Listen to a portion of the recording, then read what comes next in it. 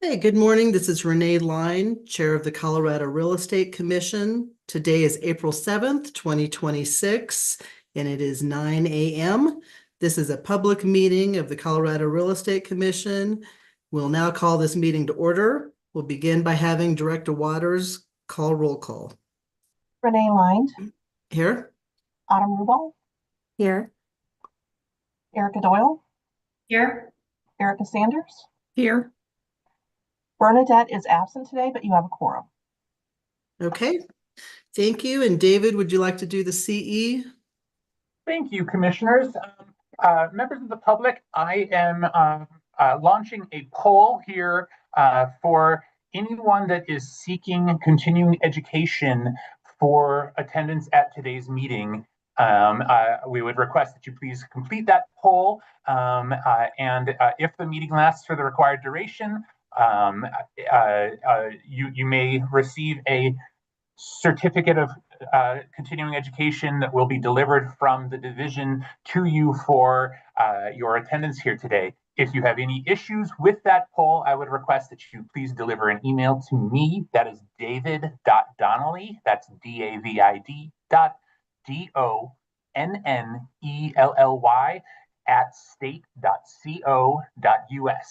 And we can follow up with that. So with that, Madam Chair, if as the licensees continue to finish that poll, I will pass the control of the meeting back to you. And thank you very much.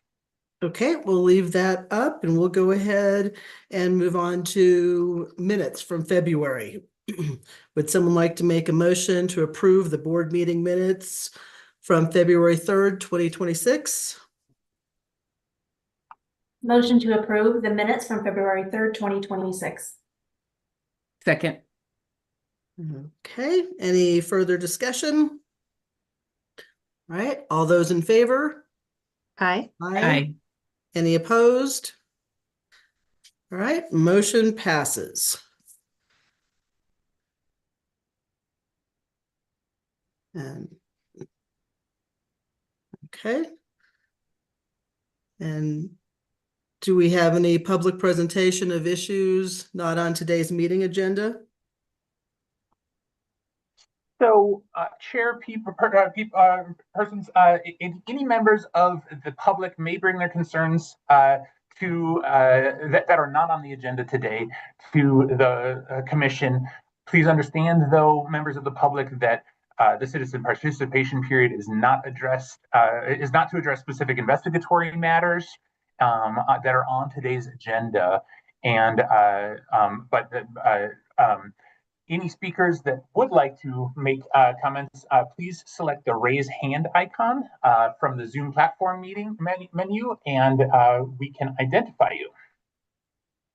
And with that, commissioners, it looks like we do actually already have two hands. So I will start with Gary. I've selected you and asked you to unmute.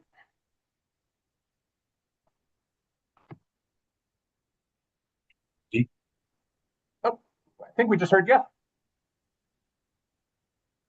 Hear me? Okay, thank you. Gotcha. Okay, good morning, commissioners. My name is Gary Wolf, and I have over 50 years of experience in the title insurance industry. I'm also co-owner of TI Services, a company focused on title insurance consulting and marketing services.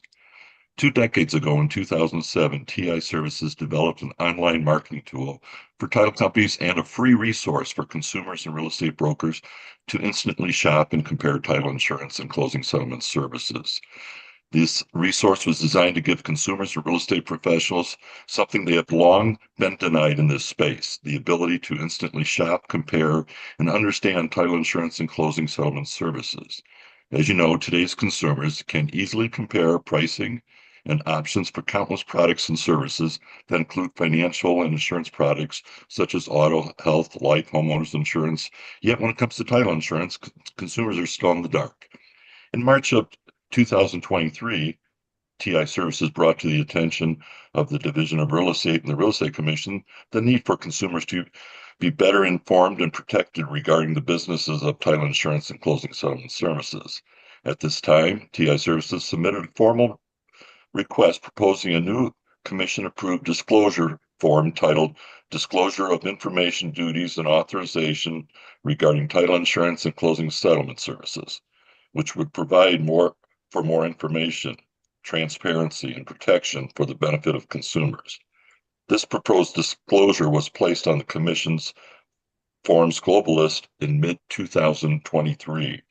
Now, 2.5 years later, the Commission, at its October 2025 meeting, approved various revisions to the existing Commission-approved listing contract forms, which did not incorporate any proposed consumer transparency measures from TI Services 2023 submitted disclosure.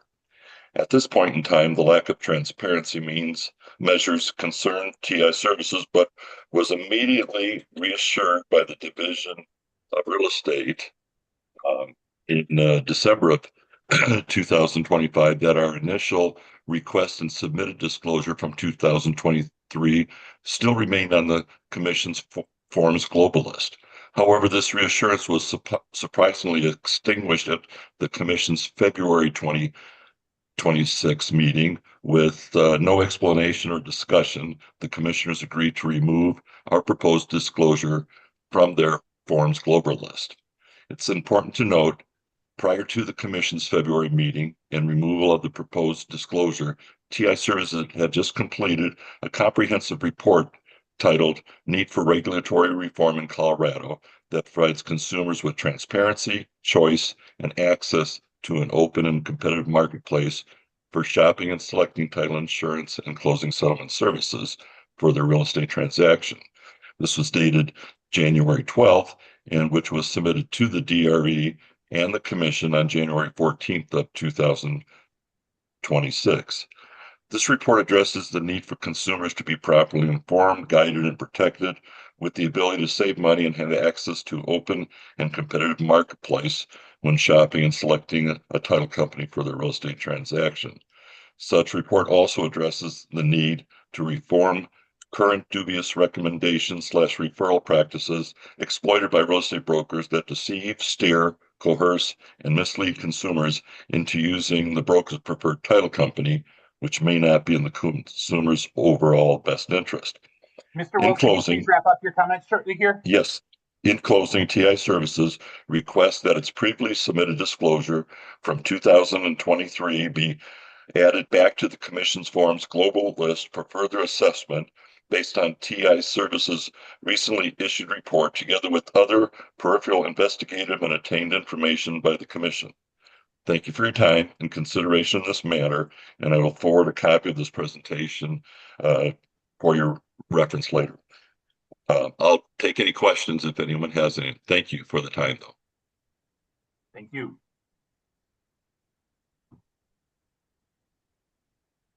If there are not any comments for Mr. Wolf, I can, we do have another hand here. Tally, I've asked you to unmute. Hi, thank you so much for your time. My name is Tali Leven, and I'm a business broker with Transworld Business Advisors.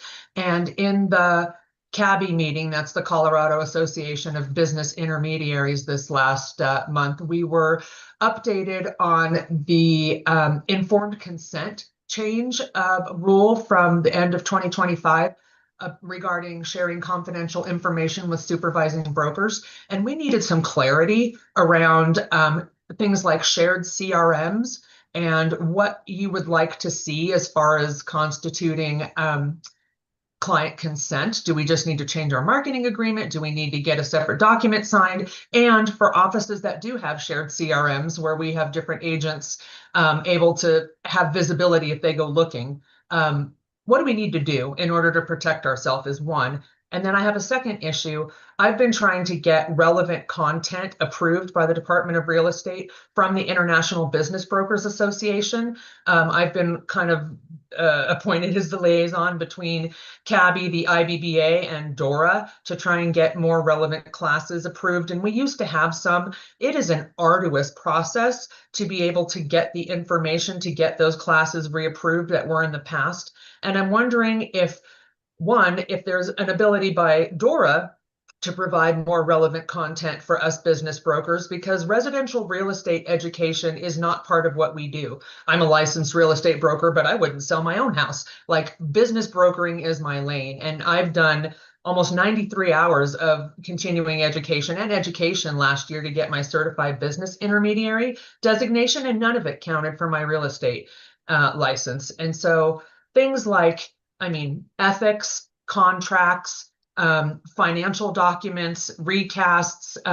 There's a lot of relevant stuff that we should be required to do that isn't in the education for our license. And speaking for the business brokering community, we would like to have, if the point is to have competency and understand our fiduciary duty and be able to complete these transactions with integrity and education and experience, then we should have more relevant content.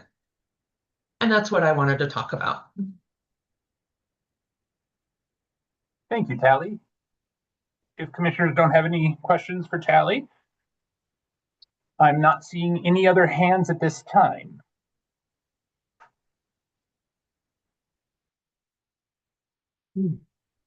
Okay, then the next item on the agenda is hearing matters.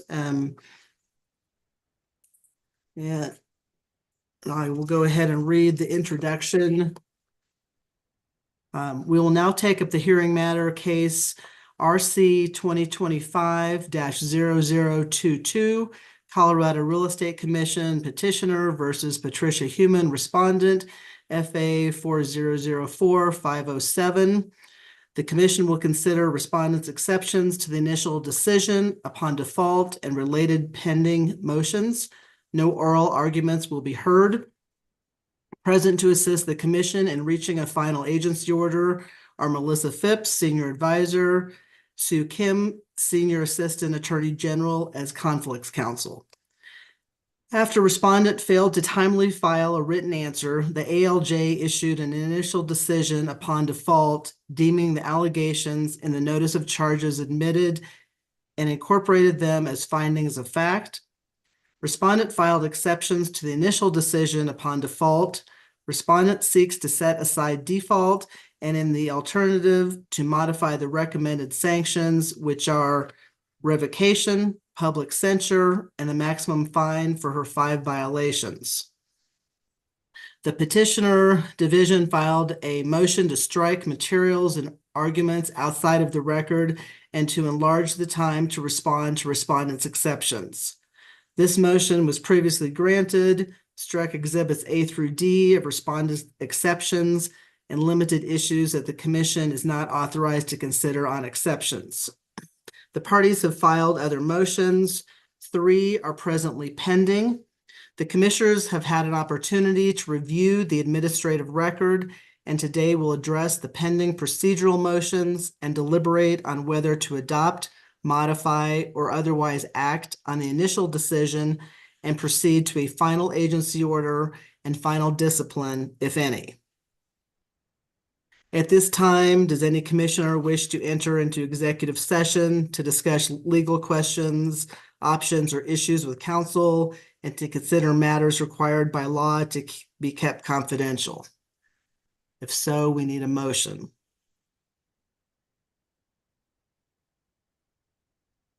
I Okay, don't need to go. Does anyone want to go into executive session? all right, so that's good. So it looks like we can go ahead and move forward with our open meeting discussion. And the commission will now deliberate. There are 3 pending motions. The following motions have been filed by the parties and are pending. First one, petitioner division's motion for extension of time to respond to exceptions, which was unopposed. The second one, respondent licensee's motion to strike petitioner's untimely response to exceptions. Third, respondent licensee's motion for reconsideration of commission's order to strike respondent's materials and arguments, and cross motion for remand to the Office of Administrative Courts. Okay, concerning the first 2 motions, The motion for extension was timely filed before the deadline had passed. Respondent licensee moves to strike because the response was filed before the request for extension was ruled upon. So I guess we're going to go ahead and take this motion first. I don't know if there's any discussion or any recommended, anyone want to make a motion?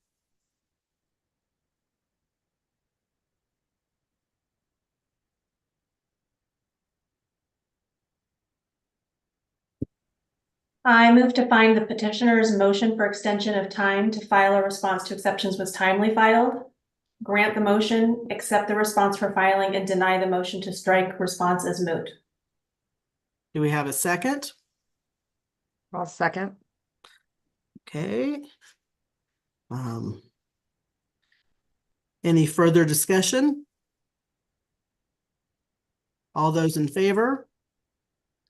Aye. Aye. Aye. Any opposed?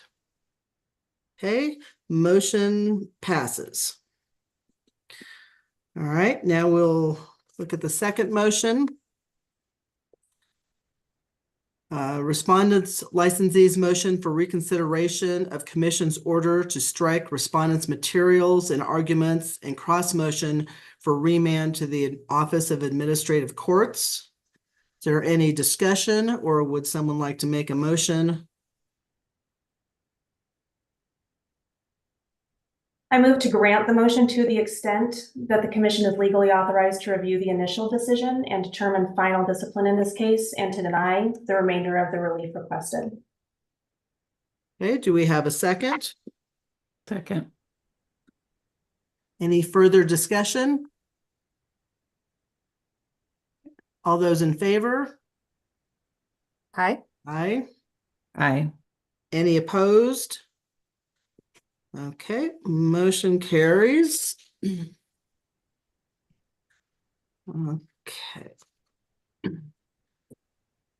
All right, now we're going to discuss respondents' exceptions.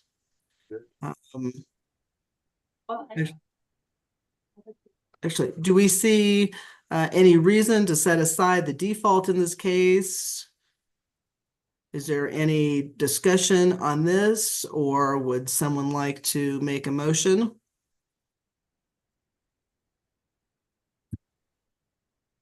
I move the commission to uphold the entry of default and find that respondent has not established good cause to set it aside. I further move to adopt the findings of fact and conclusions of law as stated in the initial decision. I'll second. Okay, any further discussion? All those in favor? Aye. Aye. Any opposed? Okay, motion passes. Next, we're going to look at the discipline sanction, what is appropriate under these circumstances. Would any commissioner want to discuss the ALJ's recommended disciplinary sanctions in part or in totality for respondents' violations of the Broker Act, or does someone like to make a motion? The initial decision by the ALJ was public censor, revoke the respondent's license. The administrative fine, is this correct? Is it? I don't have that. 10,000? 1,000. Okay. And then with Total of the 11,500. And that's it, right? Am I missing anything? That's it. That's it. Okay. And I think that that's appropriate. I don't think that she, showed cause again. And so therefore, I move to modify the initial, or sorry, I move to accept. No, to Initial. modify. What'd you say? You were correct first time, to modify. What is modify? Okay. So I move to modify the initial decision upon default to make the administrative fines for counts 4 and 5 concurrent and order the following final discipline: public censor, administrative fine in the amount of 10,000 plus mandatory statutory surcharge of 11 equaling 11,500 total, and revocation of the broker license. Yeah, the original ALJ's fine was higher because they were doing counts 4 and 5. So we're modifying it in that we are basically doing 4 and 5 concurrent. So we have reduced the fine to the 10 instead of 12.5. Perfect. So any further discussion? Is there a second on that? I'm sorry. Yeah, is there a second? Second. Okay. Any further discussion? Okay, all those in favor? I Any opposed? Okay, motion passes. So next we need a motion to direct staff to draft the final agency order reflecting the commission's determinations and whether we delegate or we want it returned. Would someone like to make a motion on that? I motion to direct staff to draft final agency order reflecting the commission's determinations and to delegate authority to senior advisor Melissa Phipps to sign the order on behalf of the commission. Second. Okay, I think we need to delegate authority to Melissa to sign the order on behalf of the commission rather than to draft it and bring it back. I think we combined those. Okay. Delegate authority to senior advisor Melissa Phipps to sign the order on behalf of the commission. Okay. All right, is there a second? Second. Any further discussion? All those in favor? Aye. Right, any opposed? Okay, motion passes. Final order reflecting the commission's decision will be issued in due course. A copy will be mailed to the parties by commission staff. And that ends the hearing matter. Next, we're Madam moving. Chair, sorry. With Oh. my thanks to the commission, I'll excuse myself at this time. Thank you. Okay, thanks, Sue. Okay, next we will move on to policy matters.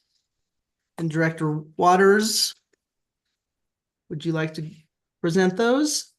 So Commissioners, Policy Matter A is a carryover from your February meeting. This was the proposed HOA home sale disclosure form that was created as part of the homeowners task force that we did a couple years ago due to legislation that had passed. What we put together was the original form that was proposed by a member of that task force, but we also put together an alternative form that the division created if you wanted to consider that one as well.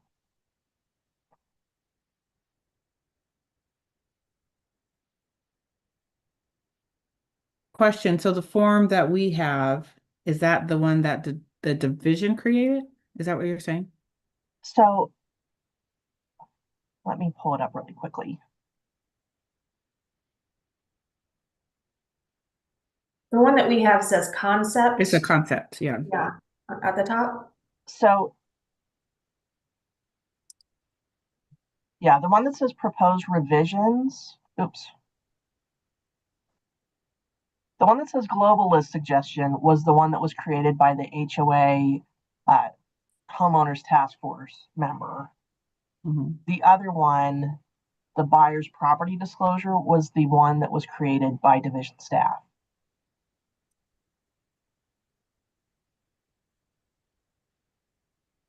Okay, I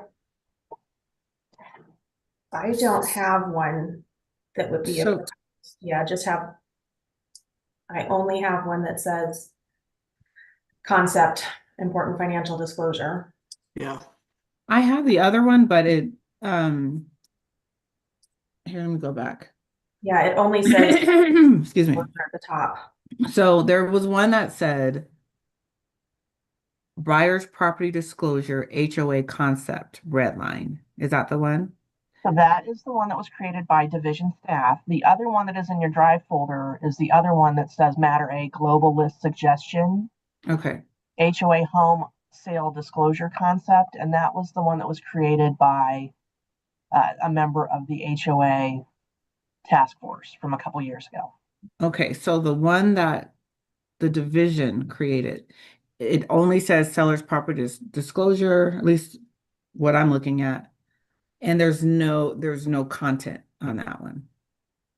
Correct. It says seller's property disclosure, and then there's a line, and then there's signatures, but there's no content on that. Okay, let me try sharing my screen. So when I reviewed this, my question was like, I was kind of confused on what that was because there's no. You guys should be able to see your lines and everything based on what was uploaded. David, are you able to share it? I'm looking for a copy of it on my desktop at the current time, Director Waters, and I will, if I can locate it here, yes, I will absolutely share it. For Yeah, the other the only- commissioners that have that, do you see what I see? Yes, Yeah. the only That's thing what that I was see. highlighted was the title, the Yeah. SPD 19, that those 3 lines were highlighted. That was all we had. Yeah, and the rest is pretty much blank with the exception of a couple of signature lines. Yep. So I spent most of my time just reviewing what was proposed from the public on that one. And I'm happy to kind of go into that while we wait, or we can just wait and see. Commissioners, essentially, I'm working on getting the document up here now, so this should reflect the more fulsome revisions from the commission. Again, this was built off of that initial concept documentation that was presented by a member of the HOA information or homeowners task force from. Okay, we do not have this page. No. So And I think it would be important because actually one of my comments, I definitely want to hear what Erica had to say as well, but I know one of my comments was that this concept would be, to me, kind of appropriate to be almost like combined with another document, which this does, but we haven't had a chance to review this. So can we be emailed this? Yeah, you should have. I don't understand why you can't see the red lines because I can see the red lines in your drive folder. In the No. future, though, if you guys can't see something on a document, like if it just comes across as blank with signature lines, can you reach out to us in advance of the meeting so that we can kind of troubleshoot? Yeah, it's weird because it's. I thought it was just the title that was being changed. Yeah, Because like that's all that's highlighted. exactly. I thought we Yeah. were just changing I'll the send title. you a copy of what we have, and so I was kind of waiting for this meeting to understand what we needed to do. Yeah, it's not blank, but it's not But it's not a this. lot for us to look at, so it wouldn't have red flagged us to Mhm. request more potentially. So do we need to push this to the next meeting so people can? It looks like it since you haven't had a chance to review this particular form. You can discuss the other one though. Okay. So Erica, you mentioned that you had some. Well, yeah, my thoughts on that? yeah, the information on the other one was that the bulk of it was covered fairly well already in section 7 of our purchase contract. So, and then it was stating some things that might not be applicable to all owners associations. For instance, that it's HOA attorneys represent the association in any dispute with a homeowner, but that's only true if the HOA hires an attorney. So some of these things, they don't apply to every HOA depending on size, depending on locale. So I would have a concern. We want to make sure that if we went forward with something like this, that it was truly accurate and did apply thoroughly to everything. And what we have in section 7 of the purchase contract right now is accurate and does apply to everything. Also, I'm always concerned with another form that we have to put out there, particularly if it's just reiterating what we already have in one form. Yeah, and there were some areas that I circled, which was, I don't know, I have a problem with this language. I understand the premise, but number 5 says, I understand that there's no guarantee that the HOA documents I've received are complete, up to date, or accurate. I mean, there's that we need to do our best to provide accurate HOA information in the sale. And then I understand that as a homeowner, I do not have the right to vote on the HOA budget unless I become a member of the executive board. Kind of to your point, Erica, it just depends on the size of that HOA. 9 and 10, I also circled too. So yeah, I think there were some areas. I mean, I think overall, I like a lot of what was in this. I think there's some good things maybe to add to what we have, but yeah, I guess it would be nice to actually see this document and study the one that we, I guess, were supposed to see. So that being said, should we table this? Do we need to motion to table it? Yes, please. Okay. So I make a motion that we table the review of matter, I guess that would be matter A, the buyer's property disclosure, to the next meeting. Second. Okay, any further discussion? All those in favor? Aye. Aye. Any opposed? Okay, motion passes. This will be tabled to the next meeting. And the next policy matter that you have is B, which is the revisions that you directed staff to make to Commission Position 22 on the conflicts of interest. We provided you with a red line version incorporating the suggestions that you gave us, along with some suggestions from your counsel.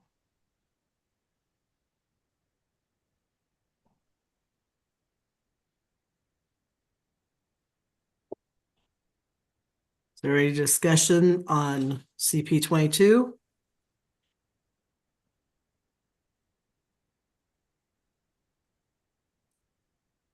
Does anybody else want to start on this one? Yeah, go ahead, Eric. Okay. Overall, I think that it looks really good. Thank you so much for the revisions. The only one that I really wanted to discuss is, let me get down here. The last sentence on the bottom of the page.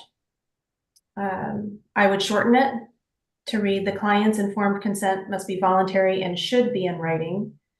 The broker should give examples of potential risks involved and alternative options that may be available.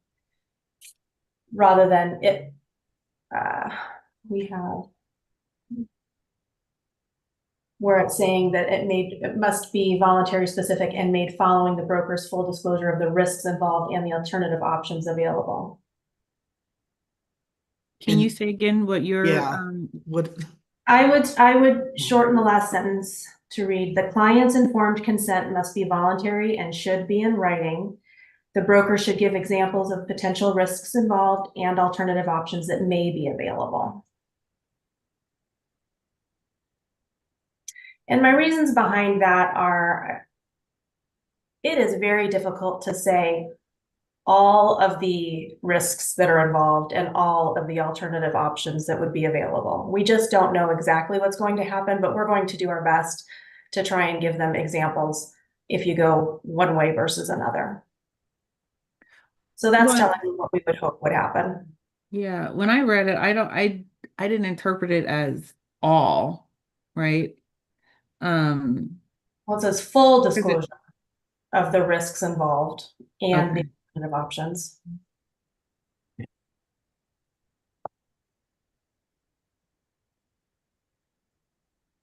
Which I interpret full disclosure as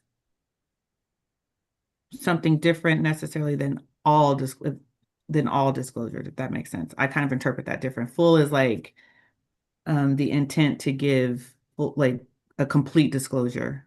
Yeah. And then I view all disclosure as you have to disclosure every single risk, which to your point is not possible, but I don't read this saying that. Well,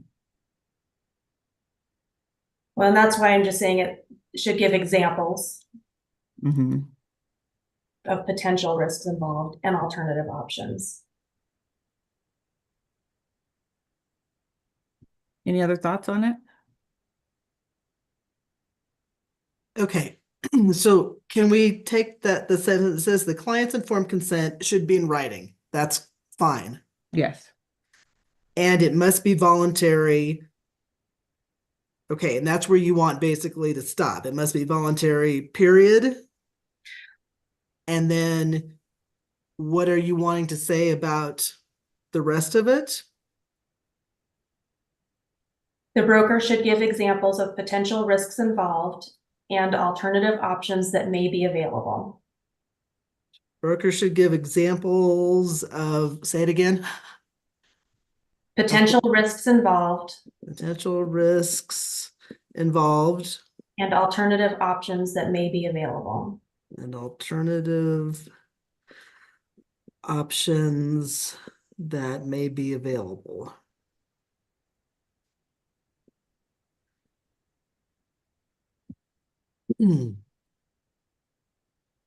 Okay, so does that make sense now to the other Erica, that we say that the client's informed consent should be in writing and it must be voluntary, period. And then broker should give examples of potential risks involved and alternative options that may be available.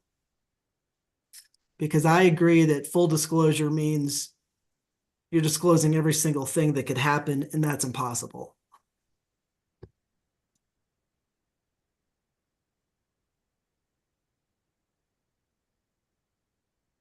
Okay, let me just ask this. Instead of changing the whole thing, couldn't we just say the client's informed consent should be in writing and it must be voluntary? What's the issue with the specific? Let me just get back to that first. Well, the statutes are telling us the specificity. It lines out when we have to disclose what. Okay, so you feel that's just like a fluff word right there, like it doesn't need to be there. Okay. Well, in the proposed rules, commissioners, the reason for inserting specific is specific to the client's situation, not the different enumerated confidentiality provisions in the actual brokerage relationship statutes. So if you have a client that's going through bankruptcy, you would make that disclosure specific to their bankruptcy situation. So broker should give specific examples of potential risks involved. We're putting specific back in there.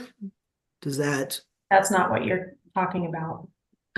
okay, Well, I'll just kind of continue. So what I was thinking is, wouldn't it still have the same message if it said the client's informed consent should be in writing and must be voluntary, specific, and made following the broker's disclosure of risks involved and the alternative options available? So just striking out full disclosure. It still is really saying the same thing. It's taking that full disclosure out. We could maybe throw the examples in there somewhere.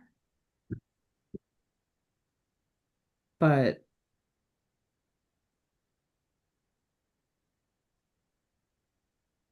I just know that when we were going through this whole thing, that this was really what was trying to be communicated. Yeah, and last time when we were talking about it, we'd mentioned, all right, it was reasonable to put in there that it should be in writing. Yeah. And so then this all came back with a lot more.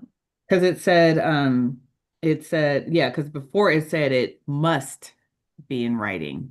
Right. So we said, well, the statute doesn't say that explicitly, so maybe should be would be a better. So that's there. okay, so you're saying we take out the word full, just I'm just asking you, disclosure, that's still the same message without having to and change then the whole thing. we add in the word potential in front of risks Mhm. and alternative options that may be available. What about the word specific, Erica? You had taken that out. What? I mean, I think we could leave it. I think we could leave specific. Yeah, I think that that's probably okay. I had thought that that was just a reiteration of the statutes, which have been specific. You know, I agree with Marcia on that as far as, you know, when you're talking about it, you're going to be discussing the issue.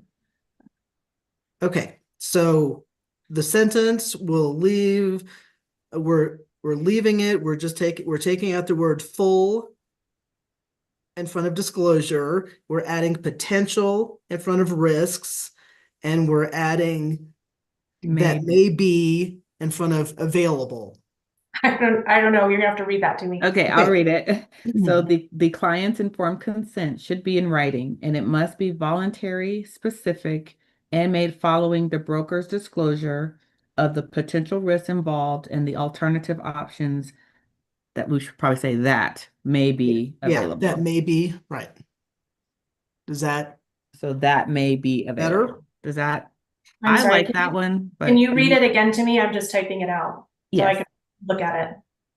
The Go ahead. client's informed consent should be in writing, and it must be voluntary, specific, and made following the broker's disclosure of the potential risks involved and the alternative options that may be available.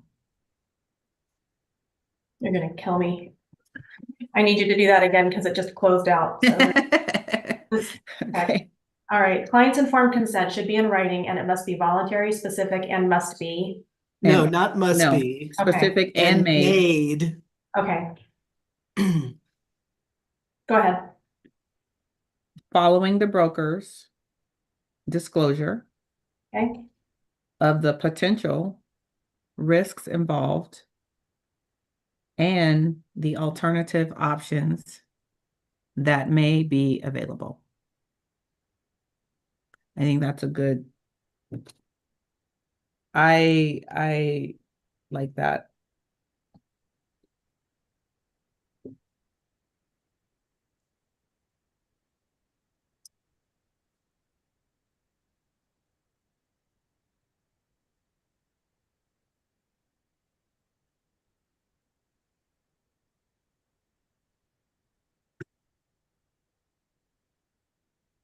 Anyone else? I think this looks, yeah, I think this looks good. Erica, is Yeah. that better? I like that better. Okay. Okay. Okay, so Marcia, can we make that change? Okay, so does someone want to make a motion? Yeah, hold on. Okay, motion to, is it accept this position statement? Silly question, but we're accepting this We're position? accepting the revision The with the revision of- changes. Okay, so motion to accept the revision of commission position 22, conflicts of interest, with the revisions to the last paragraph Last sentence. or last sentence, Yeah. yeah. Okay, and do we have a second? I'll second. Okay, any further discussion? All right, all those in favor? Aye. Aye. Any opposed? Motion passes. So Commissioners, item C under policy matter is service price sheets. And this was an item that you wanted added to the agenda.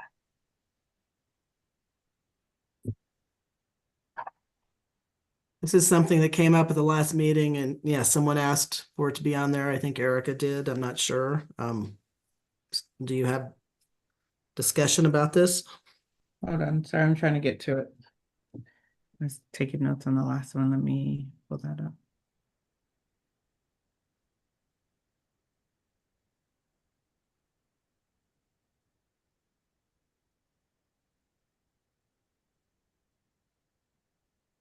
What type Okay. of service is this referring to? Now, I'm sorry, we're on policy, which policy? We're on number? C, service price sheets. That was one that came up at the last meeting and it was put onto the agenda here. What is the price sheet referring to? what service. Oh, and I apologize because I don't have that in my file. I have A, and B. I don't have a So C. commissioners, I believe this had to do with basically the price sheets that property managers use for different fees they may charge, and the concern about disclosure to consumers of when those prices may change, how the consumers are able to uh, accept those changes. I think that may be kind of the basis for you wanting this on the agenda. So was it in the, because I don't have It's matter C. Well, we didn't have anything on it. Nothing came Oh, out. okay. It's It's just just on the discussion. agenda. Okay. So if someone is saying, I'm going to charge X amount for washing your windows, and they decide they're going to change that price, I think the question is, can this just be published? Can it be emailed to owners? Oh, it's Do we kind of have to coming get back. it? Do we have to get it in writing? And my understanding is that as long as it has been disclosed, that the owner has been made aware that there is a change in the fee, and they are given an adequate amount of time to cancel their management if they so choose to do so, that the fee can be adjusted. I thought it had something to do with also them being able to publish those fees online because the fees can be changing and increased, and that was a way for them to publish those fees online. That's what it was. Yeah, there was a Yeah. case where But that came up. you And have to give the own, you can't just publish online. You have to send something directly to the owner. Not, why would an owner go online and look at the website necessarily? So if you're going to change something, there has to be communication with that person. right, I think what the discussion was with today's changing environment, would that also be an acceptable way to communicate those fees? So if they are provided with a link to that website page, would that be an acceptable way to communicate fees I don't think so. as I an think option? Right. I think it needs to be specific. You can do bulk emails, mass emails. You need to let everyone know what is changing and when, and you must give them opportunity to get out of their contract, is my understanding. Okay. Yeah, and I apologize because I don't remember really what the plan was on the discussion other than to have I don't know what we're going to do with that information, but Yeah, you can't just put a link because not everyone's going to click on the link. They're not going to know about the changes. Yeah, but you could say the same thing about not everybody opens their mail and not everybody opens their email. Not everybody does that, but you could have a website that is there that has these at least published. And with the ever-changing prices right now, that puts a pretty big target. Like if we're looking at it from the landlord's perspective, which is also, you know, a consumer, if they're trying in good faith to update, you know, everybody on here, there's some prices that are changing. I mean, cost of oil is going up, all kinds of things, and their cost for construction, for repairs, for replacement things that's going up, they can effectively get that information out much faster to their tenants and have that on there. And that's the world we're in for technology, to be able to reference that. Is that an acceptable form of informing people, in addition to some of the other areas where people also don't open that information? We can say till we're blue in the face, I sent this to you, I did that, and they're like, I didn't get it. You have to communicate with the person how they're used to being communicated with. Yes, if someone doesn't have an email, you can't send an email, then you would have to make a phone call or send a letter. You have to communicate with them how they have been communicating with you, so that is considered acceptable. Yeah, but can we add it to the list as one more mode of communication that's acceptable, that, you know, as they start moving towards that, we're going to give this information in that matter. And reality is at some point, this is how that will be communicated. It will move to some sort of electronic space. So I don't think I that's think been that, I think acceptable if in I the remember past. correctly, the discussion was that we should consider, because I believe, and correct me if I'm wrong, that currently we cannot consider this as a form of notification of fees. Correct, you And I cannot. think that we were just saying perhaps with technology changing into many of the points that Erica made with prices changing and they can, update those things in real time, that maybe it is something we should consider looking into for, kind of the future of where this goes. That doesn't mean that you can't still send an email and you can't still send I think the point mail. though is you have to, if you are changing a fee, you like for an owner, if you're going to change a fee for an owner, you have to give them the option that they can discontinue their contract with you. You can't just say, I'm raising all the fees and they have to stay with you. You can't do that, is my understanding. You must give them an option that if they don't like this, they can end management. And just giving them a link does not give them that other information. I mean, again, you could, if you're giving a link, you're sending an email. So if you're sending, or whatever, however you're doing it, if you're sending an email, you might as well tell them this is what's changing. And if you don't like this, you have X number of days to let us know and we can discontinue your management.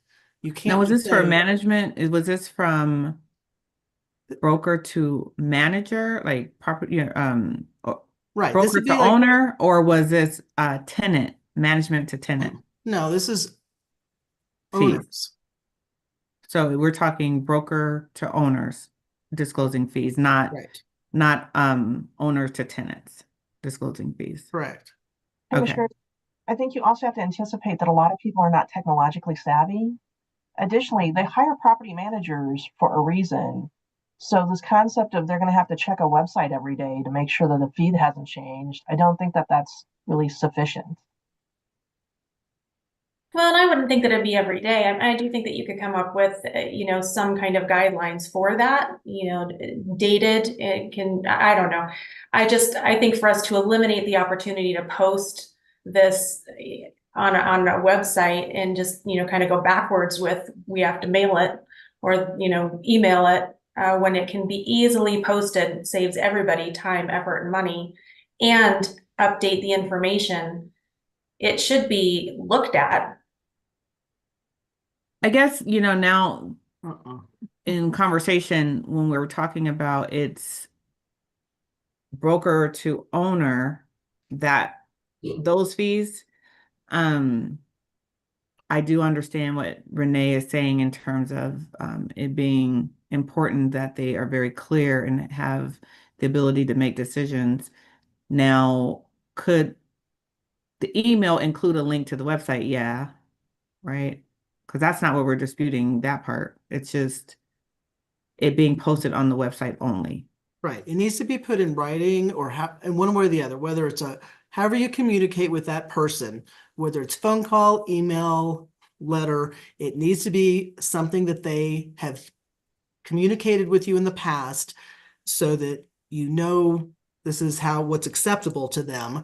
And they need to be told what the change is, and they need to be given the option that if they don't like the change, they can get out of the contract. I think that's the whole thing. You can't just tell Yeah. somebody, I'm changing your fees all of a sudden and you're stuck with me. I mean, Marcia, am I wrong? I thought part of the whole thing is you've got to give them the option if they don't like it to get out.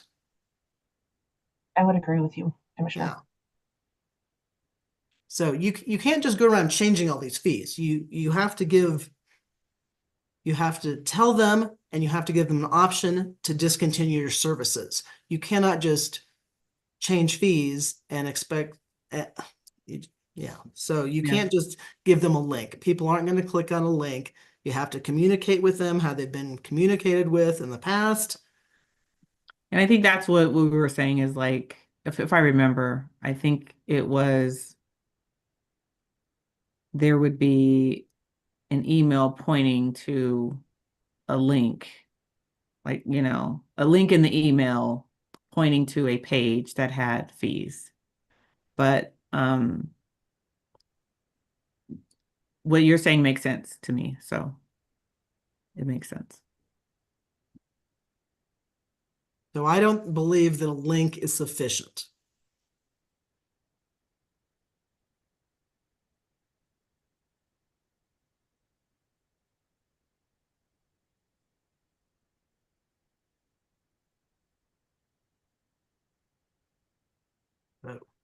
So commissioners, we're going to have some rules that likely are going to need to change following the sunset review, and we'll get to that in a couple agenda items.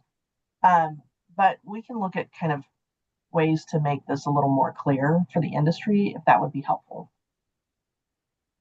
I think that would be helpful. I understand where Renee is coming from and Erica as well.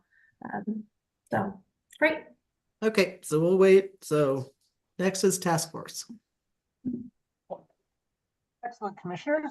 Back to me. I want to thank you all for your time today. Many of you know that I'm sort of the person behind the Zoom curtain during your commission meetings, but also as the education, communication, and policy manager with the Division of Real Estate, I'm here today to talk to you about the approval of the 2026 Colorado Real Estate Commission Task Force members. So the Education Task Force assists the division with challenging course approvals throughout the course of the year, but also, and perhaps maybe even more importantly, the task force assists with the development of the annual commission update each year. This is a 4-hour course, which is mandatory for all licensed brokers, and it covers a wide variety of topics such as legislative changes, regulatory changes, practice changes, and updates to the commission's approved contracts and forms. In a general sense, the purpose of this task force is to review and to improve commission policies, which will then enhance the educational experience for brokers throughout the entire state of Colorado. This year, I am pleased to present you with a highly qualified group of professionals. The task force includes education providers, and that includes both pre-licensure and continuing education providers, practicing brokers, employing brokers, and division's subject matter experts. So accordingly, I respectfully request that you can approve the following individuals to serve on this year's Education Task Force. In more than anything, in alphabetical order here, the stakeholder members this year that we are proposing is Patrick Armbrust of Armbrust Real Estate, Heather Bustos of Compass Real Estate, Jesse Farnloff, who is the owner and operator of the Colorado Real Estate School, Todd Franklin, the director of sales at Coldwell Banker, Dana Garrett, a real estate agent with Front Range Real Estate Professionals and also an educator at the Colorado Real Estate School, John Gillum, an educator with Premier Real Estate Education, Rob Lind, the managing broker with Milestone Real Estate Services and Property Management, and also a well-known educator throughout the state. Beth Ann Mott, the employing broker, or an employing level broker associate with Berkshire Hathaway Home Services of Colorado, and also with the Envision Home team. She's also an education trainer. M. Eric Romero is a broker with Berkshire Hathaway Home Services. And then finally, Mickey Sanders, a title expert and a seasoned educator across the state of Colorado.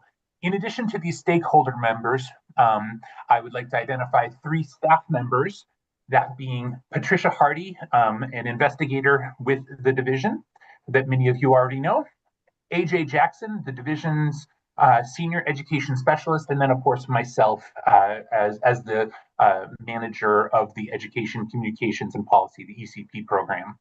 So I'm happy to answer any questions that you may have, and if you deem those individuals appropriate, I would respectfully request that you can approve these task force members for 2026 by a motion, a second, and a vote. Thank you. Okay, are there any questions for David, or would someone like to make a motion? David, that sounds like a great list, and I would thank everybody for participating on that task force. So I would make a motion to approve the list provided to us for the 2026 Education Task Force. Okay, is there a Second. second? Okay. Any further discussion? All those in favor? Aye. Aye. Any opposed? Okay, motion passes. Thank you for your time today. So Commissioners, item E on under policy matters is just a legislative update about the Sunset Bill. It has been presented in committee. That happened on March 17th. I sent you a link to the committee recording this morning so that you can listen firsthand. Because I just want to flag a few things. There have been some amendments that were presented by the Colorado Association of Realtors. One strips the recommendation that you be able to order restitution. They didn't believe that you are capable of identifying and determining the amount of restitution that should be ordered in specific cases.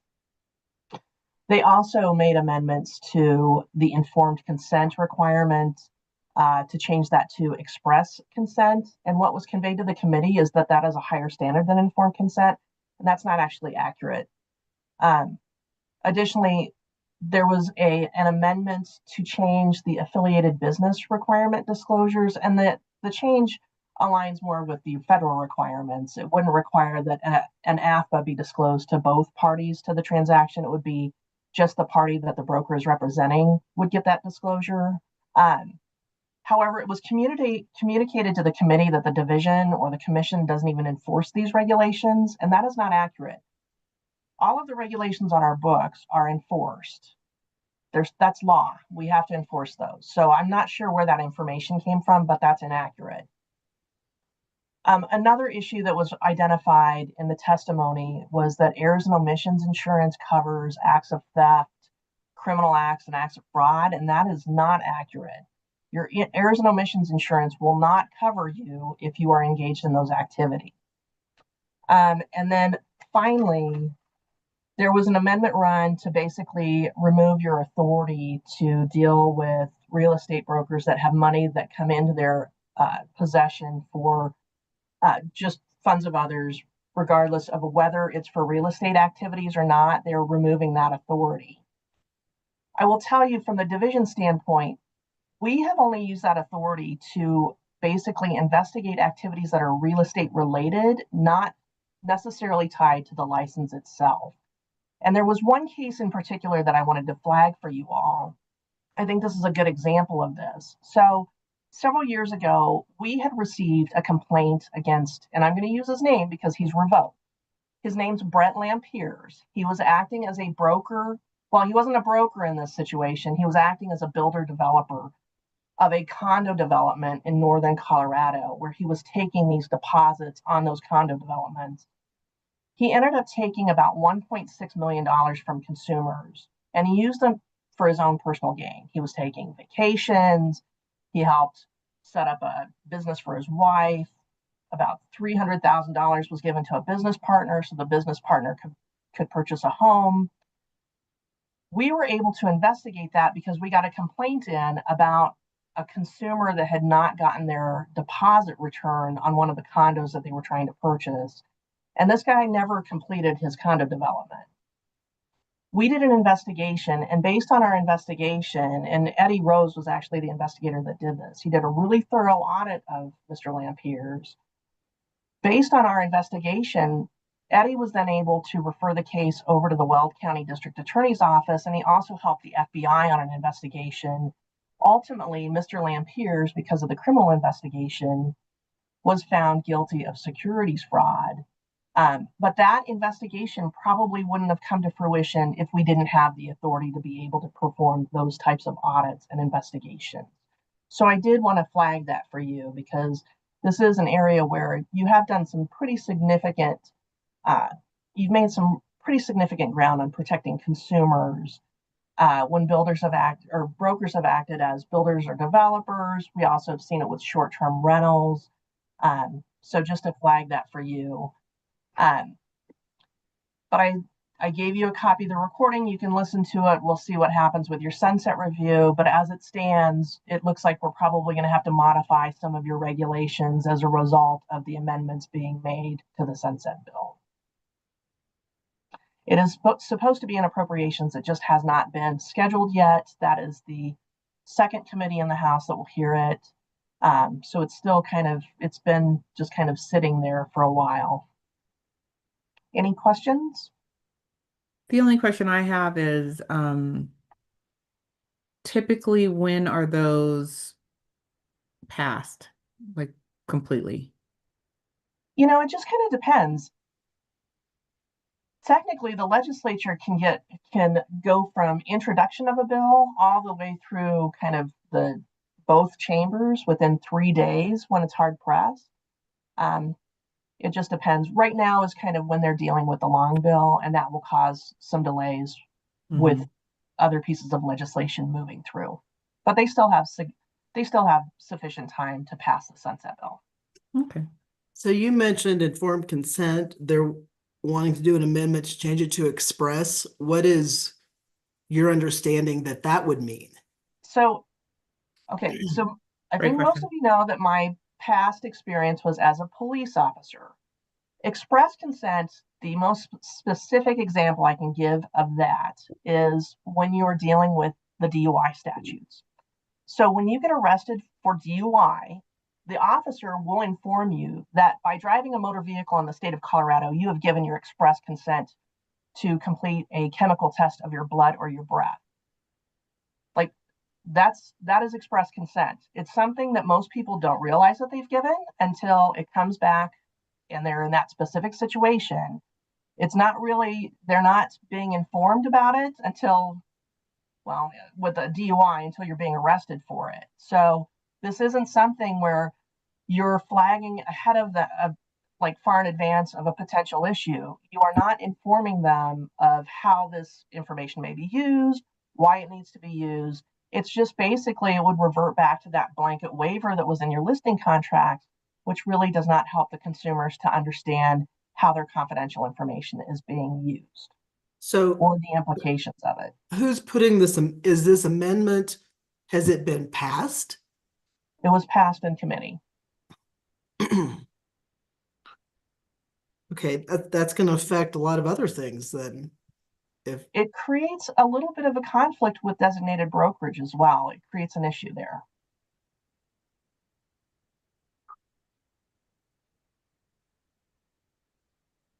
so, that almost puts us back to 5.3. Correct. Which then kind of goes against what we just did in CP 22. So how does this work? So we're probably going to have, if this passes, we're going to have to revise CP 22 again and the forms. Okay.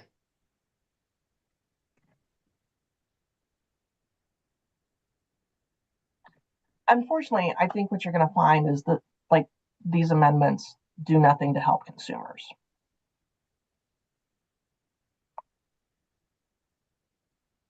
And for you practitioners, having somebody like Mr. Lampiers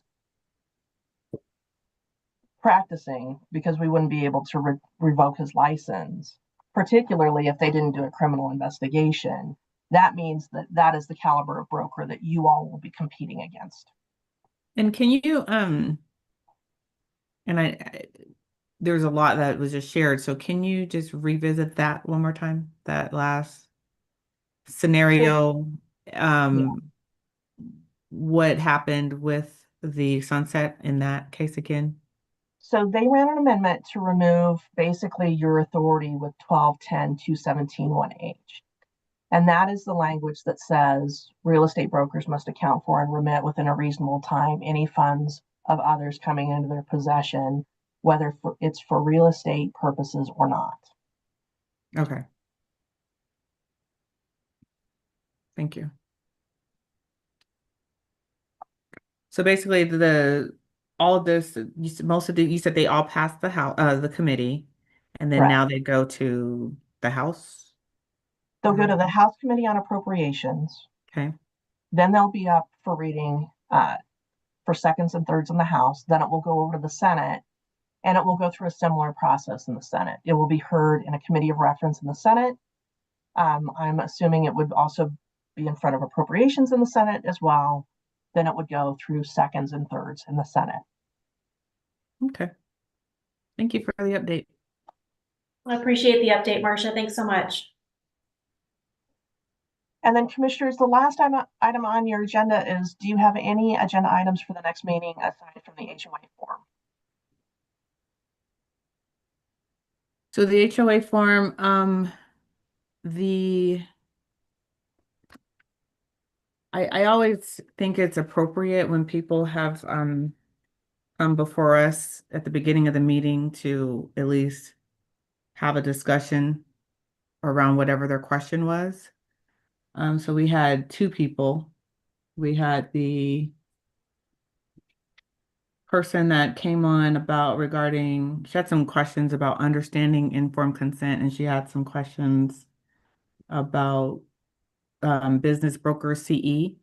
We had And Tal. that, yeah, I think we should just address the questions for those that took the time to speak. So Is that something we address, or is that something I don't, the yeah, I don't know division that would address?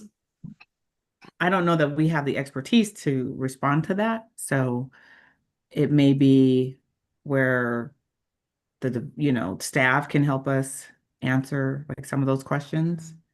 But that came up, and then TI services, we've gotten multiple mailers and letters and various things. So I think we should just address that. So if everyone's in agreement, I think we could just add those to the agenda. Sounds And we good. can definitely reach out to Cabby and have a conversation with them about the whole CE process. Okay. Perfect. And then we can just put it on the agenda to at least address or answer questions regarding the TI services. And that's all I would have. Okay, so we're ready to move on to complaint and audits. Can we take maybe a 5-minute bio break? Okay, it is 10:12. Let's come back at 10:20. Perfect. Thank you. Thank you.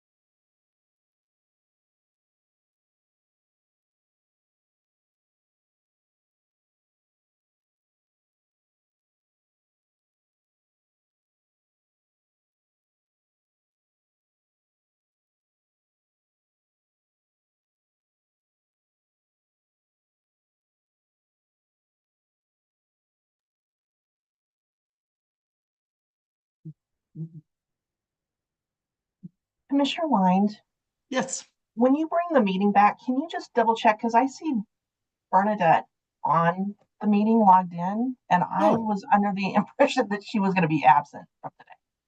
Okay, So if you can just kind of see if she's participating or not.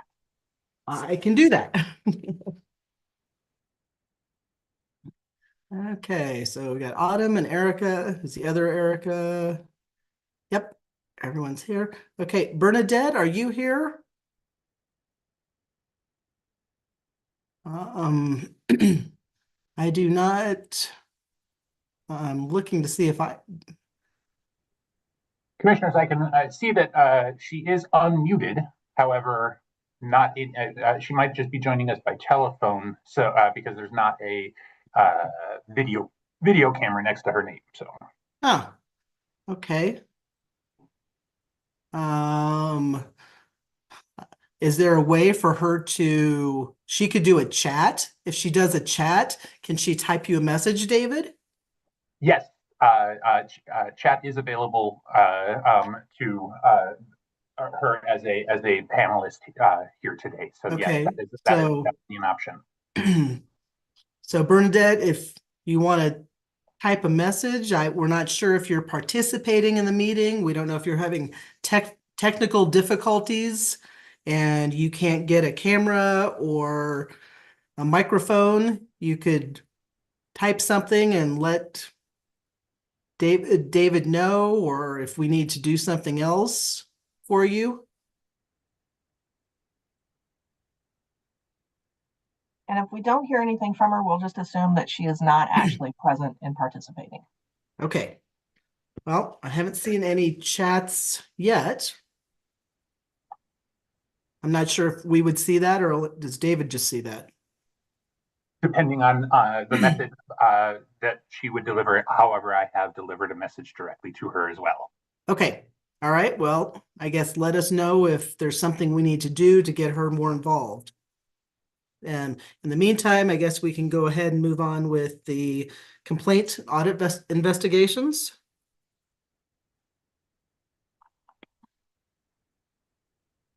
Investigative matter is investigative matter A. This is complaint number 2025-2097. The respondent runs a property management company and formerly managed a property for the complainant. The complainant terminated property management services with the respondent after the tenant for the property became delinquent with rent payments and left the property 4 months into the year-long lease. The respondent refused to release security deposit to the complainant until a trash removal invoice was paid. The respondent did forward the security deposit to the complainant less the trash invoice fee, and the complainant filed a landlord-tenant claim in Mesa County for breach of contract in July 2025 and was awarded an $810.10 judgment, which was satisfied in December 2025. The investigation found that the respondent did not provide owner statements to the complainant on a monthly basis and that the owner statements routinely had errors and contained charges that were not allowed, resulting in the judgment. Additionally, the respondent was unable to answer questions regarding the errors and inconsistencies identified in the owner statements. Possible violations include 12-10-2171H, 12-10-2171I, 12-10-2171M, 12-10-2171Q, and Commission Rules 5.15A, 5.15B, 6.2, and 6.3. And recommended disciplinary action includes a diversion, a $3,000 fine, coursework and trust accounts, and an audit within 3 months. And myself and investigator Jay McLean can answer any questions you may have.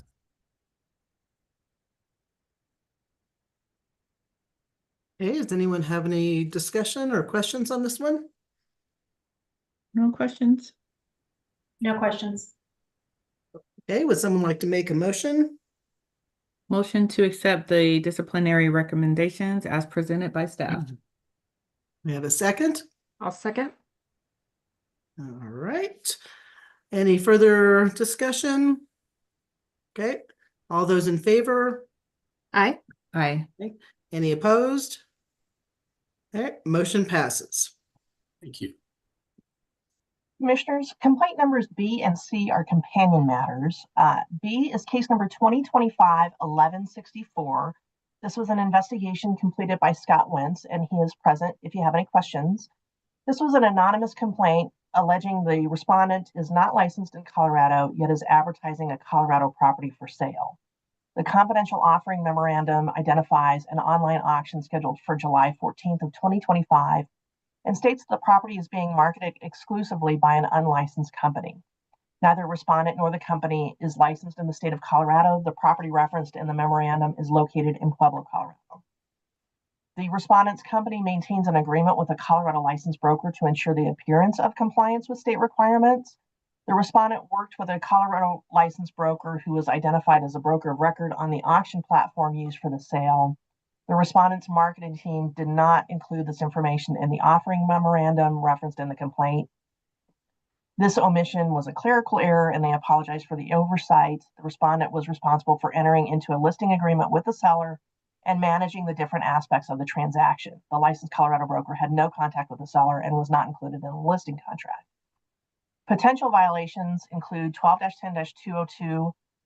It's unlawful to engage a person that's unlicensed. Our recommendation for this complaint is an injunction. And what happens exactly with the injunction? So that's a court order that's issued. And if they continue to practice without a license, then, and Irina can correct me if I'm wrong, then you move into the realm of contempt of court. And I don't think judges like to have their orders ignored. Okay, so it's a court order to cease and desist, basically. Correct. Okay, all right. Okay, does anyone have any other questions or discussion on this one? No questions. Would someone like to make a motion? Motion to accept the injunction recommendation by staff. We have a second? I'll second. All right, any further discussion? All those in favor? Aye. Aye. Any opposed? Motion passes. So Commissioners, matter C is case number 2025-2255. Scott Wentz was the investigator on this complaint as well. This was actually open on the commission's own motion. The commission alleges that the unlicensed individual practiced under the guise of the respondent's real estate license that was issued by us, along with the respondent not fulfilling her brokerage duties to the client. An offering memorandum submitted by the complainant identifies an online auction scheduled for July 14th, 2025, and states that the property is being marketed exclusively by an unlicensed person and company. The property was located in Pueblo, Colorado. The respondent maintained an arrangement with the unlicensed person to ensure the appearance of full compliance with state requirements. The respondent was identified as a broker of record on the auction platform used for the sales process, as well as the company's website. The unlicensed person's marketing team did not include the information in the offering memorandum referenced in the complaint. Although it was a clerical error and they apologized for the oversight, this respondent had no contact with the seller and still received a commission. Potential violations include 12-10-2171Q, unworthy and incompetent practice, 12-10-4041B, failing to exercise reasonable skill and care as a single agent, 12-10-2171M, violating any commission rule or part 4, and 12-10-202, license required, aiding and abetting unlicensed activity, along with commission rule 7.1 standard forms and 6.5 brokerage relationship disclosures in writing. The recommendation is for a final agency order with public censure, coursework and brokerage relationships and contracts, and a fine of $4,000. Hey, anyone have any questions or discussion? No questions, but I will say that we've seen an uptick in these types of cases. Yep. These are becoming very popular out here. No And- questions. Okay, would someone like to make a motion? Motion to accept the disciplinary recommendations by staff as presented. Do we have a second? I'll second. Any further discussion? All right, all those in favor? Aye. Any opposed? Motion passes. Good morning. Good morning. Investigative matter D is complaint number 2025-896. The complainant purchased a property in which the respondent was the owner and the listing agent. After the property closed, a structural issue was discovered by the complainant. The structural concern was caused by the removal of a wall during the time that the respondent renovated the property. The respondent knew about the wall removal but did not disclose it to the buyer. The investigation also found that the respondent did not disclose their ownership of the property to the buyer in a contracting document or separate concurrent writing.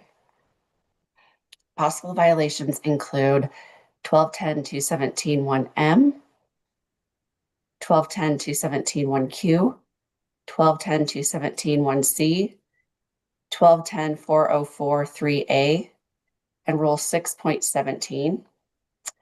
Disciplinary recommendations are a final agency order, public censure, coursework in legal issues, and a fine of $4,000. And Investigator Peters can help answer any of your questions.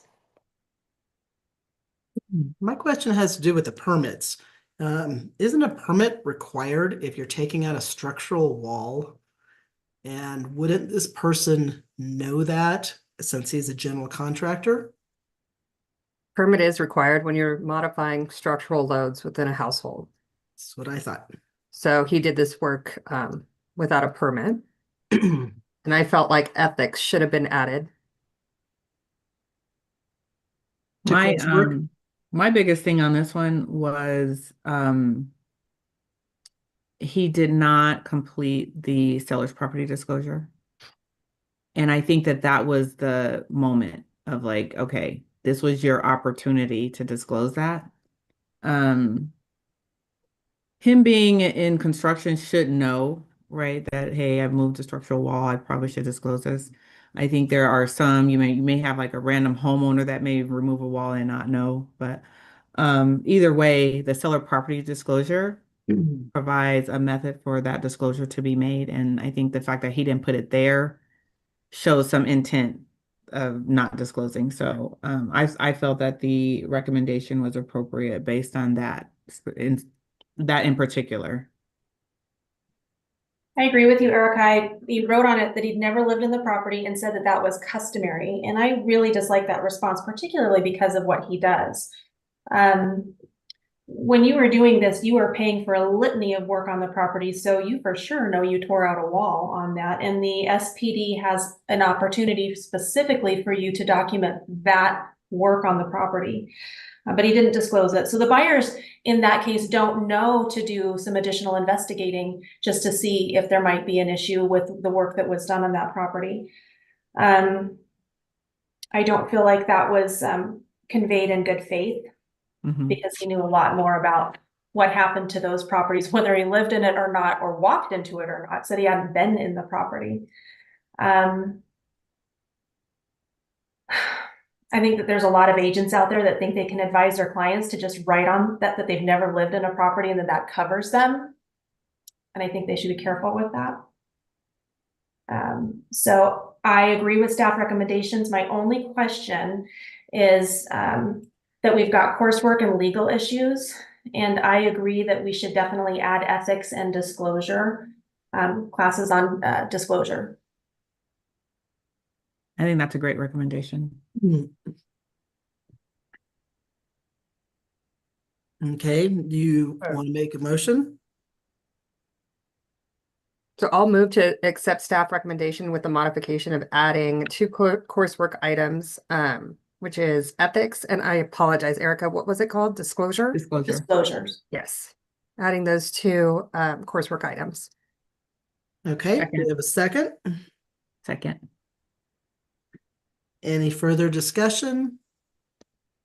All those in favor? Aye. Aye. Any opposed? Motion passes. Complaint matter E is complaint number 2025-2020. On June 4th of 2025, the respondent entered into a plea of guilty to contributing to the delinquency of a minor, a class 1 misdemeanor.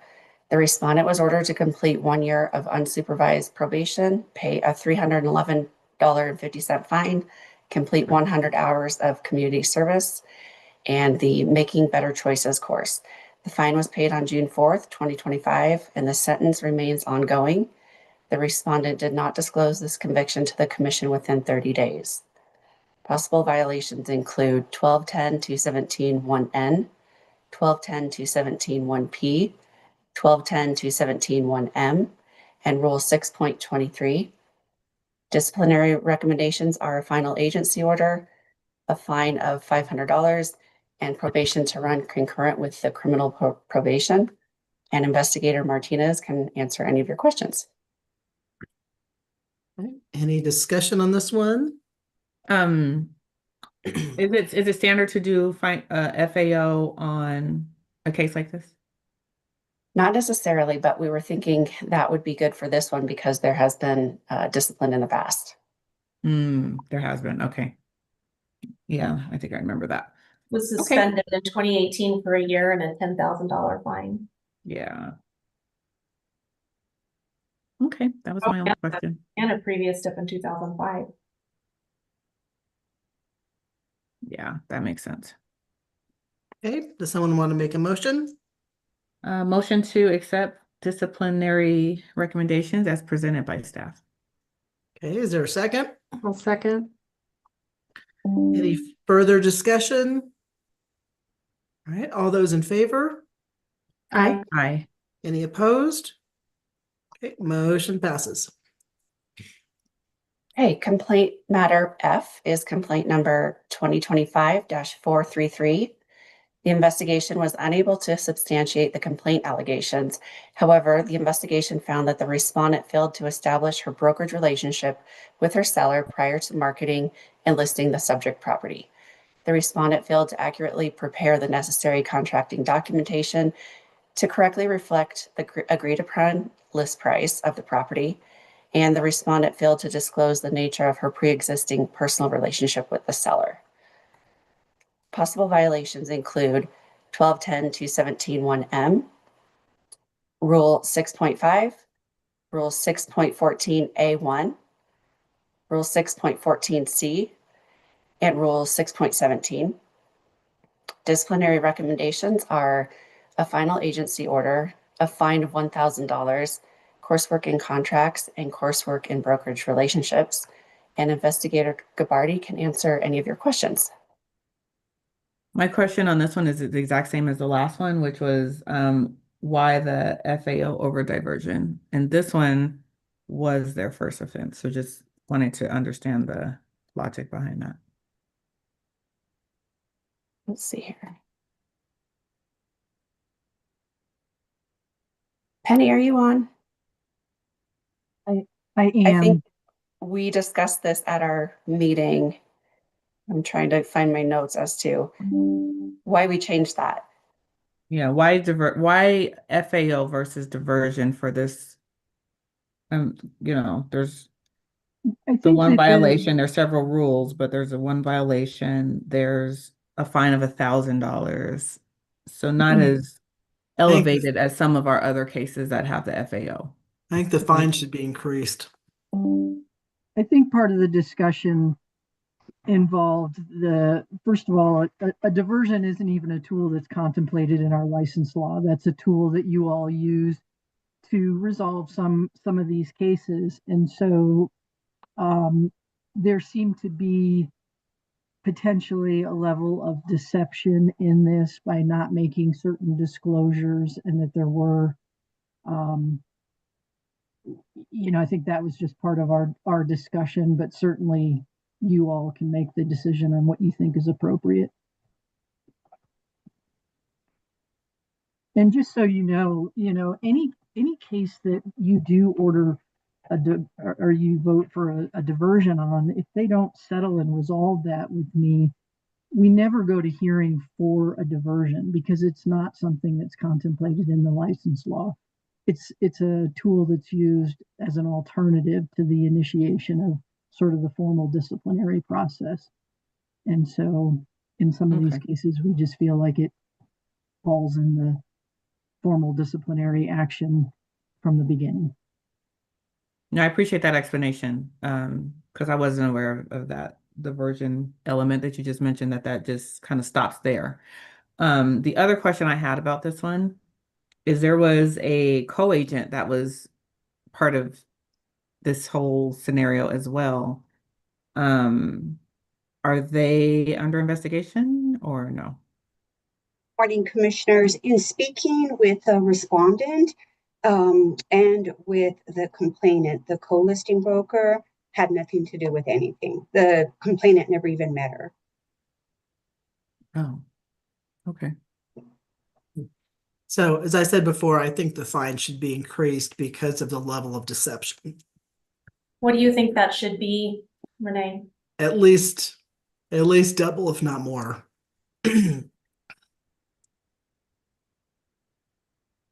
Okay. I So do think the omission of that was fairly substantial. I'm Yeah. sorry, what did you say, Erica? I believe that the omission of that relationship was fairly substantial. Yeah. Yep. So I tend to agree with Renee on that. Are you in agreement that it should be doubled? Yes. Okay. Any other thoughts? I think I agree. Does anybody want to make a motion? All right, well, let's make a motion to accept the disciplinary recommendation with the amendment increasing the fine to $2,000. Okay, is there a second? Second. Any further discussion? All those in favor? Aye. Aye. Any opposed? Okay, motion passes. Okay, complaint matter G is complaint number 2025-1898. An investigation into an associate broker who was under the supervision of the respondent revealed that the respondent's advertising and MLS information were non-compliant. The investigation of the associate broker also uncovered potential violations by the respondent related to earnest money, record-keeping requirements, employing broker responsibilities, competency, contracts, and use of standard forms. These possible violations were later substantiated during the formal investigation of the respondent. Possible violations include 1210-217-1E, 1210-217-1H, 1210-217-1M, 1210-217-1K, 1210-217-1Q, Rules 5.14, 5.21, 6.2, 6.7, and 6.10, and also Rule 6.14A1, 6.17A, 6.20, and 7.1. Disciplinary recommendations are public censure, a final agency order, a fine of $10,000, coursework in brokerage relationships, coursework in brokerage administration, coursework in contracts, coursework in trust accounts, and a license downgrade to an FA for 2 years. And Investigator Gabarty can help answer your questions. Thank you for that, Nicole. I did have a question regarding the downgrade because that was the one note that I put before I even saw the ESP. But what I wondered, what is that process like when an individual has been downgraded and now they can reapply for that managing broker or employing broker level license? Now there is a criteria that has to be met in terms of experience. So I'm kind of curious to know, that's a piece I don't know. Do they have to still meet those new experience requirements, or what they've done in the past meets that requirement? So pretty much after 2 years, they can just automatically get their managing broker license. Does that question make sense, first of all? Yeah, it Okay. does. Typically, a new associate broker needs 2 years of experience in order to apply for an employing broker level. So that 2 years would basically be giving them more experience after all of these classes before they could apply for the employing broker position again. But then there's other requirements along with that. So you have to have done a certain number of transactions. I don't have the list in front of me, Yeah, but I might be able to answer that for you, Erica. The language that is used in the agreement when we are seeking a downgrade indicates that no experience prior to the downgrade is applied towards the future upgrade. So they would need to sort of re-qualify based on whatever requirements are applicable at the time. okay, thank you. That definitely answers the question. That's what I was wondering. So this kind of leads into my question that I had written down. She's currently in a brokerage of 3, one of which is her husband, who my understanding had been investigated as well, and we've got a problem there. So do we also make sure that she can't put her license underneath her husband? Because that was the issue unless I misunderstood some of this. If I Because we were doing remember, this together. he was disciplined as well. I don't, Yeah. we'd have to go back to that. Maybe Penny has that file to see what his discipline was and if he had an employing broker level. No, he doesn't. He was an FA under her and he signed a stip in December. So how do we make prevent it. she's getting, where she is able to put her license? I understand the concern. Erica's concern is if, depending on how his stipulation reads, he may be able to apply for an employing broker license. She could potentially go under that umbrella, and that would be a concern. So is there anything that could be done in regard to that? If you have a specific concern about a family member supervising, then you can state that, and we can make that part of the stipulation that it can't be a family member. And my main concern is just the competency. I want them to gain that competency before they do this again. I want them to learn how to do this, how to do it correctly, and not just swap it out, one license for the other to be able to who's supervising who. And I think the main concern isn't so much just a general family member, it's specifically the husband, right? Erica? Yes. I think that's a good recommendation. That maybe we can just add that. Because there was a lot of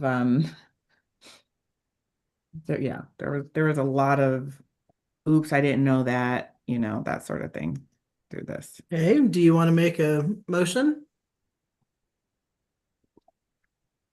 Yeah, let me just.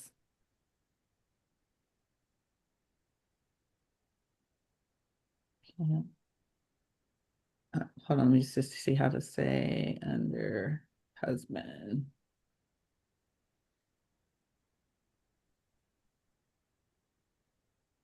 Okay, so motion to accept the disciplinary recommendation by staff with the following amendment, that the respondent cannot license under her husband. I hope that covers everything. Penny, is that specific enough, or do we need to say that the husband cannot be the employing broker, her employing broker? I think that was specific enough. I think we understand the intent there. Okay. Employing broker have delegated supervision over her, correct, commissioners? Correct. Okay.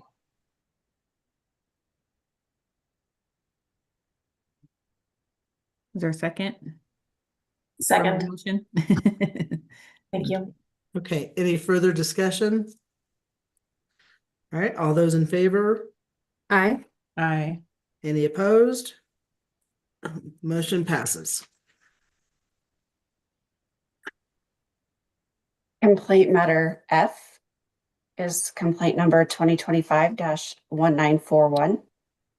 A complaint was filed alleging that the respondent, acting as a property manager, failed to properly address the property maintenance issues that eventually caused intrusive water damage.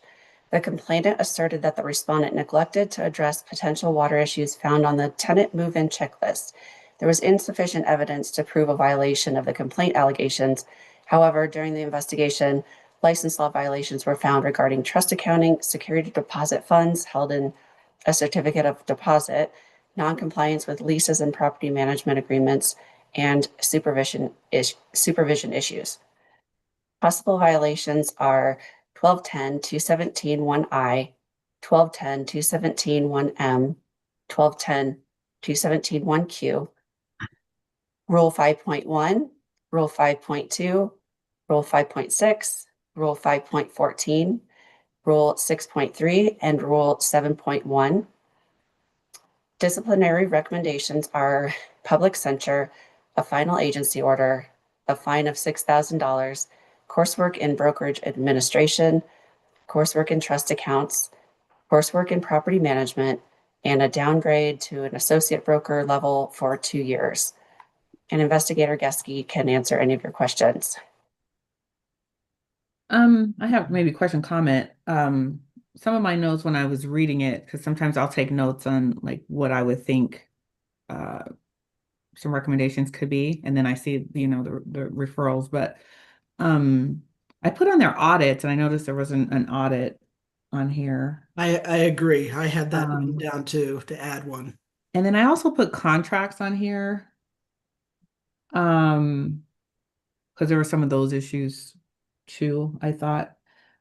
And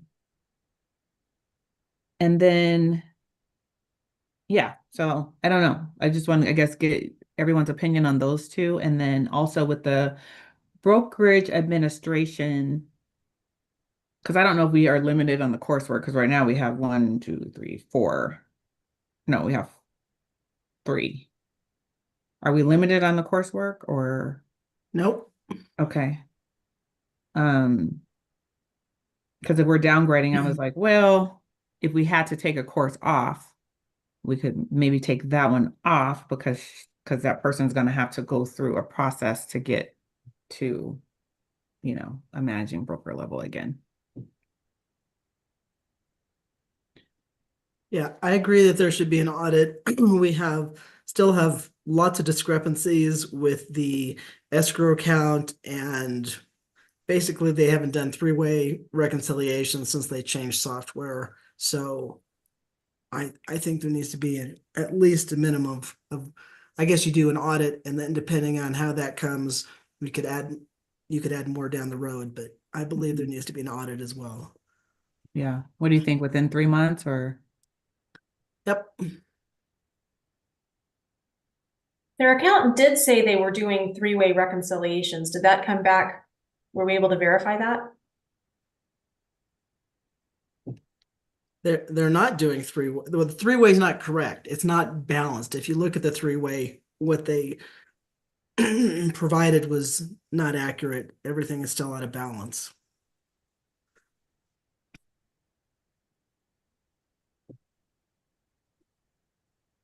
Todd was unable to confirm because they weren't providing the right information to him. And initially they stated that they were not performing three-way reconciliations. Later in the investigation, then all of a sudden they said they were, but the documentation provided did not indicate that. Okay, does someone want to make a motion? Before we do, and I'm trying to remember why I said contracts. I'm just skimming through to see why I wrote that down. Does anyone have an opinion on the coursework?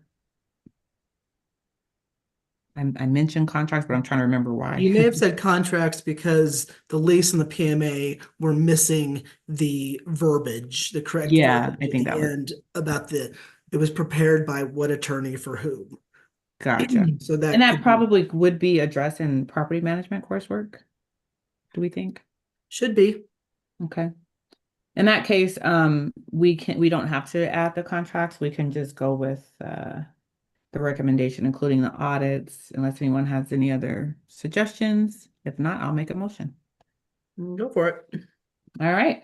Motion to accept the disciplinary recommendations by staff to also include an audit within 3 months. Okay, is there a second? Second. Any further discussion? All those in favor? Aye. Any opposed? Motion passes. Right, complaint matter I is complaint number 2025-1613. On April 17th, 2025, the respondent pled guilty to a Class 1 felony drug charge. On July 27th, 2025, the respondent was sentenced to 4 years in the Department of Corrections. The charge and sentence are a result of a criminal incident that occurred in 2024 when the respondent distributed a controlled substance containing fentanyl to an individual, resulting in the death of that individual. The respondent failed to reply to the initial notification letter and was emailed a final notice to comply. The final notice to comply was also mailed by certified mail. On January 5th, 2026, the division received the certified letter back as it was undeliverable. Possible violations are 12-10-217-1N, 12-10-217-1S, 12-10-217-1M, 12-10-217-1P, and Rule 6.23. Disciplinary recommendation is a final agency order, public censure, revocation, and a fine of $10,000. And Investigator Coates is here to answer any questions. I was just trying to make sure I understood this properly. So this individual had a license. At what point, well, first question, I guess, at what point did the license expire? Because it says it's expired. It said it was voluntary inactive in the cases. It didn't say it expired. See, on our referral sheet, it says expired. They just got the license last year. Yeah, so that's why I was kind of curious about that. So that's one question. Let's answer that, I guess, first before I get to the other part. Okay, the license is in fact expired.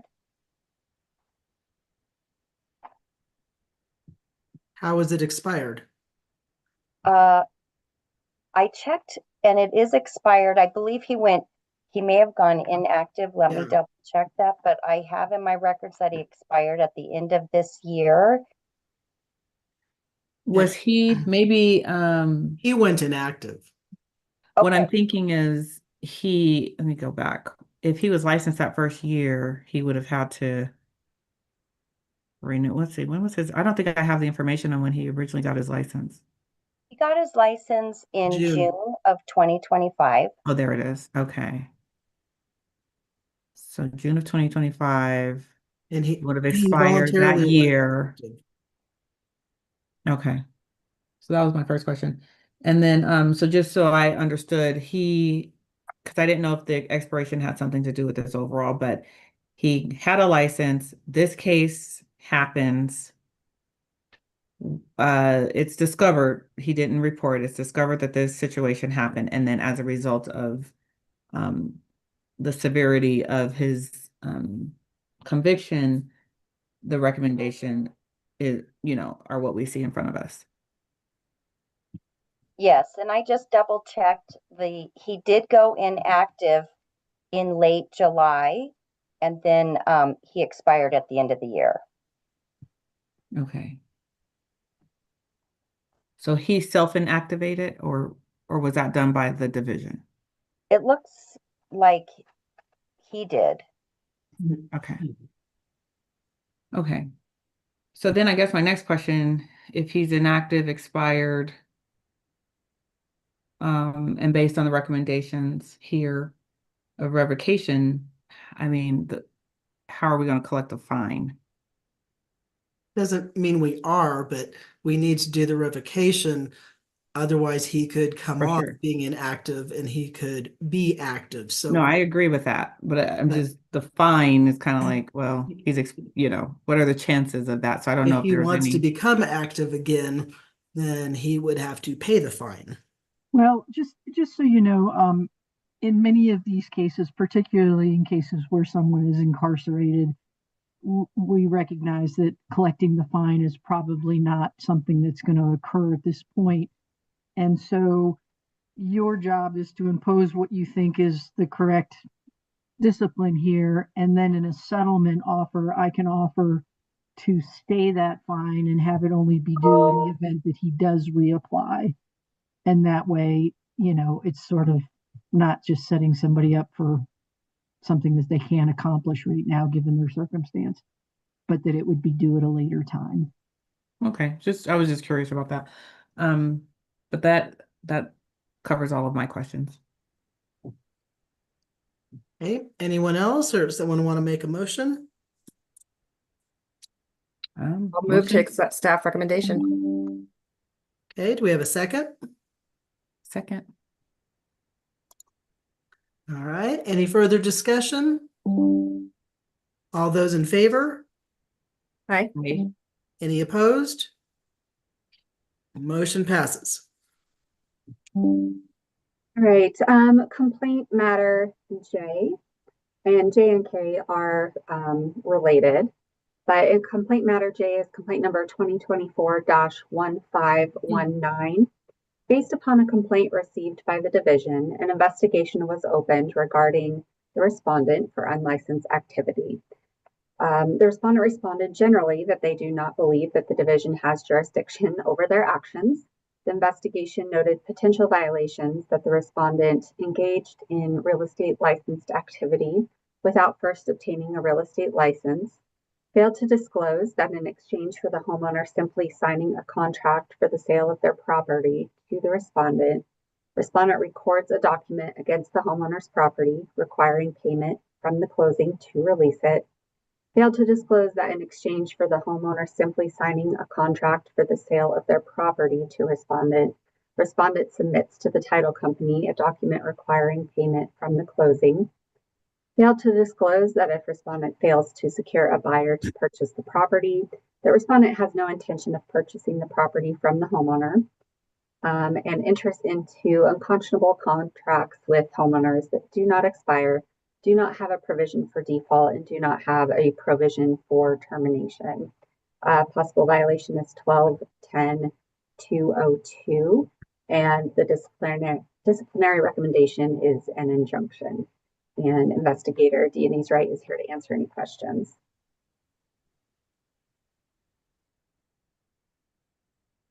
Well, they were clearly practicing real estate without a license.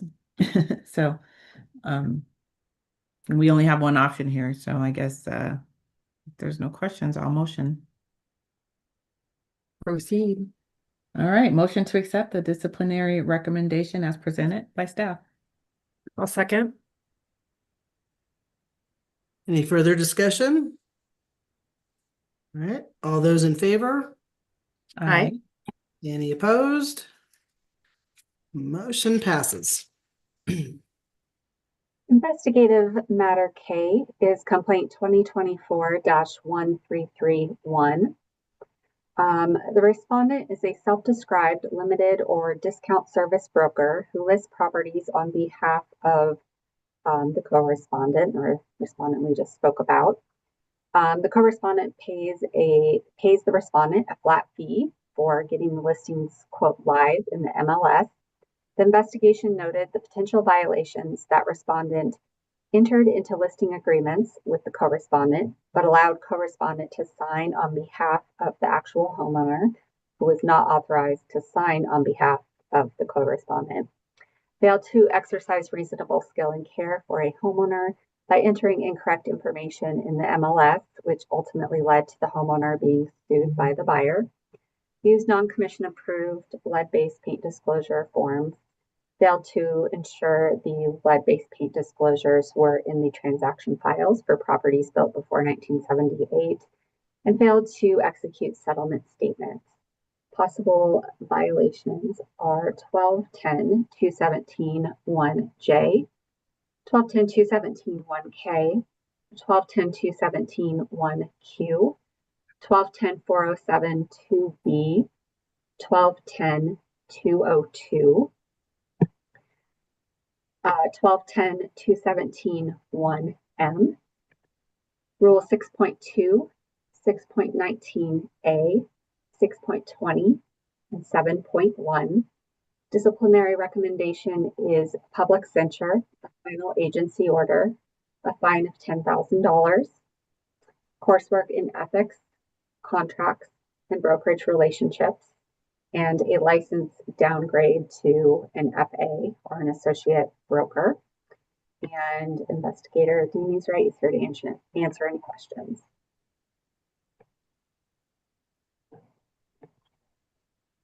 Do we have a timeline on his license downgrade?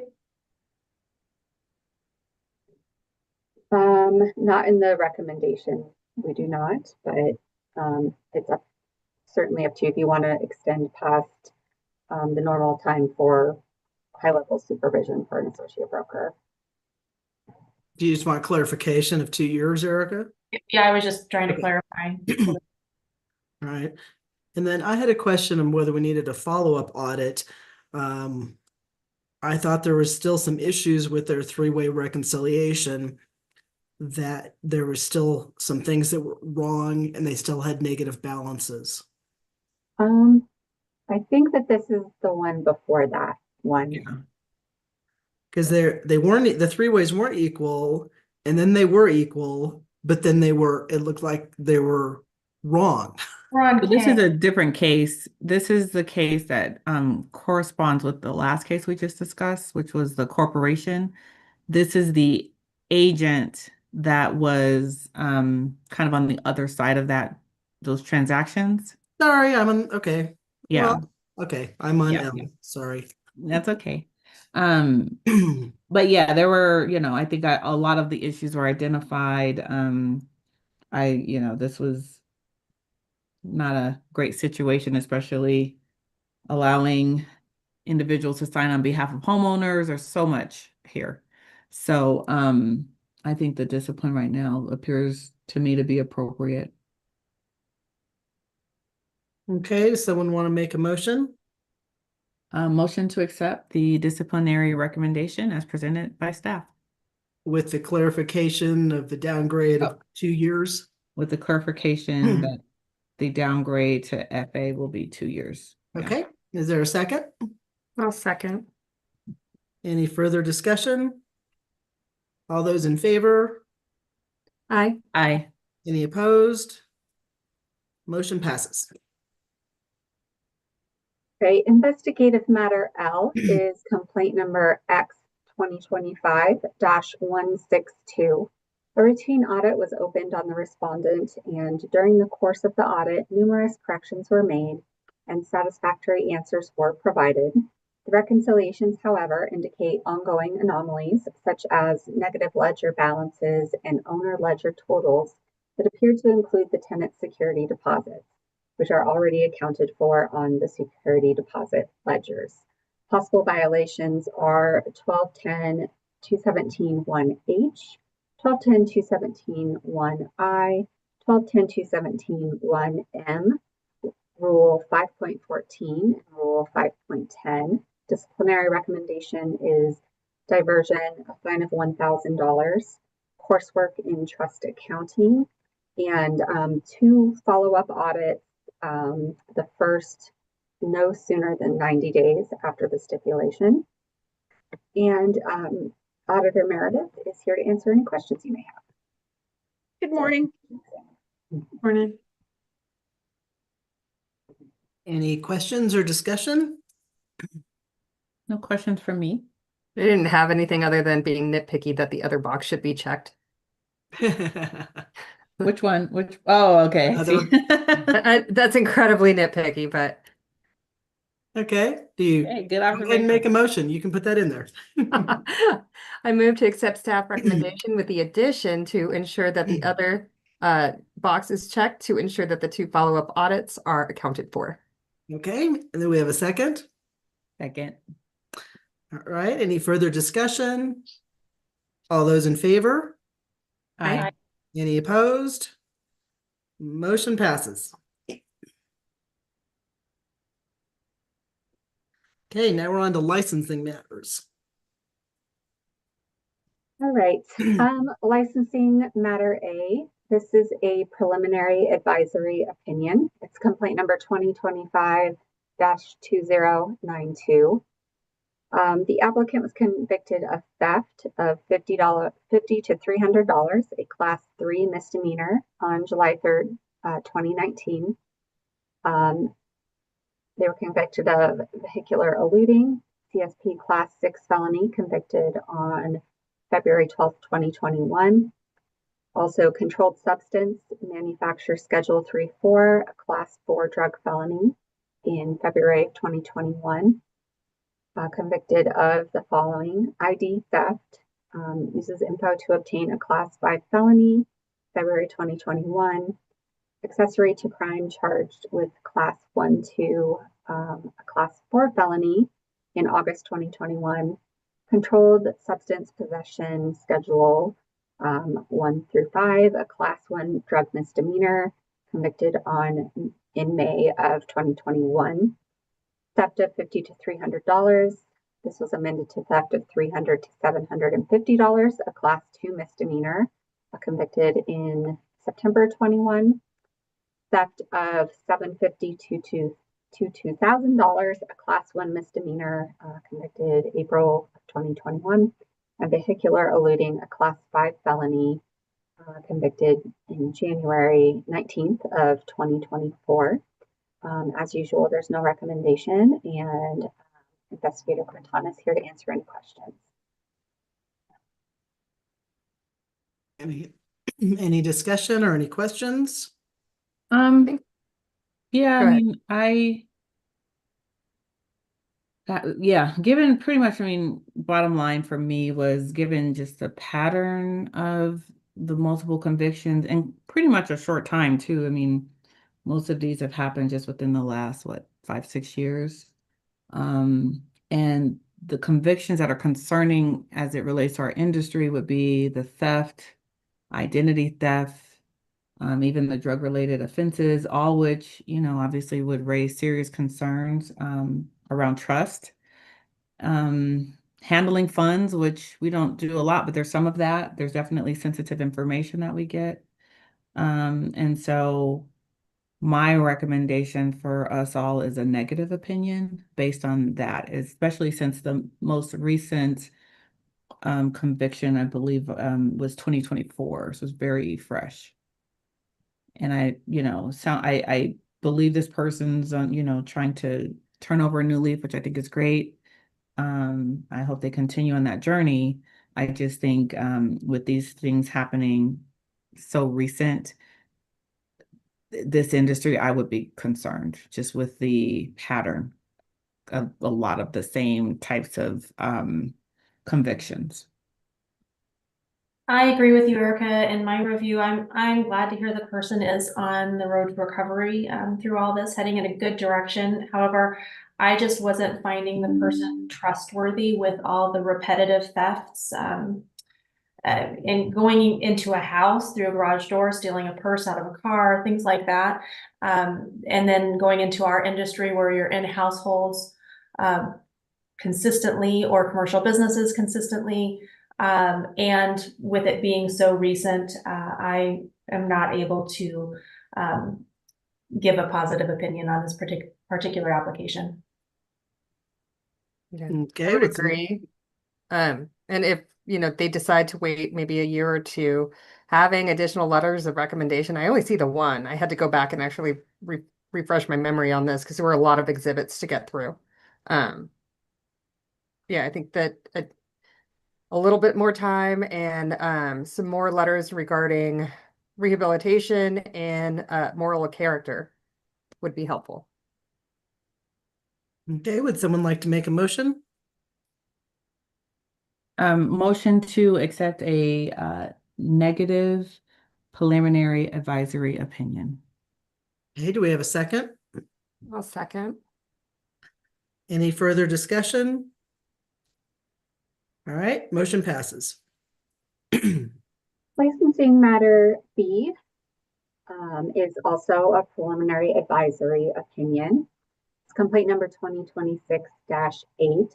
On October 10th, 2019, the applicant was convicted of a felony DUI with serious bodily injury and felony aggravated assault and battery. The applicant was sentenced to 3 to 5 years in prison with credit for time served, 1 day in jail, 3 years of probation, and a $305 fine. The applicant has completed probation successfully and the case is closed. There's no recommendation, and Investigator Quinton is here to answer questions.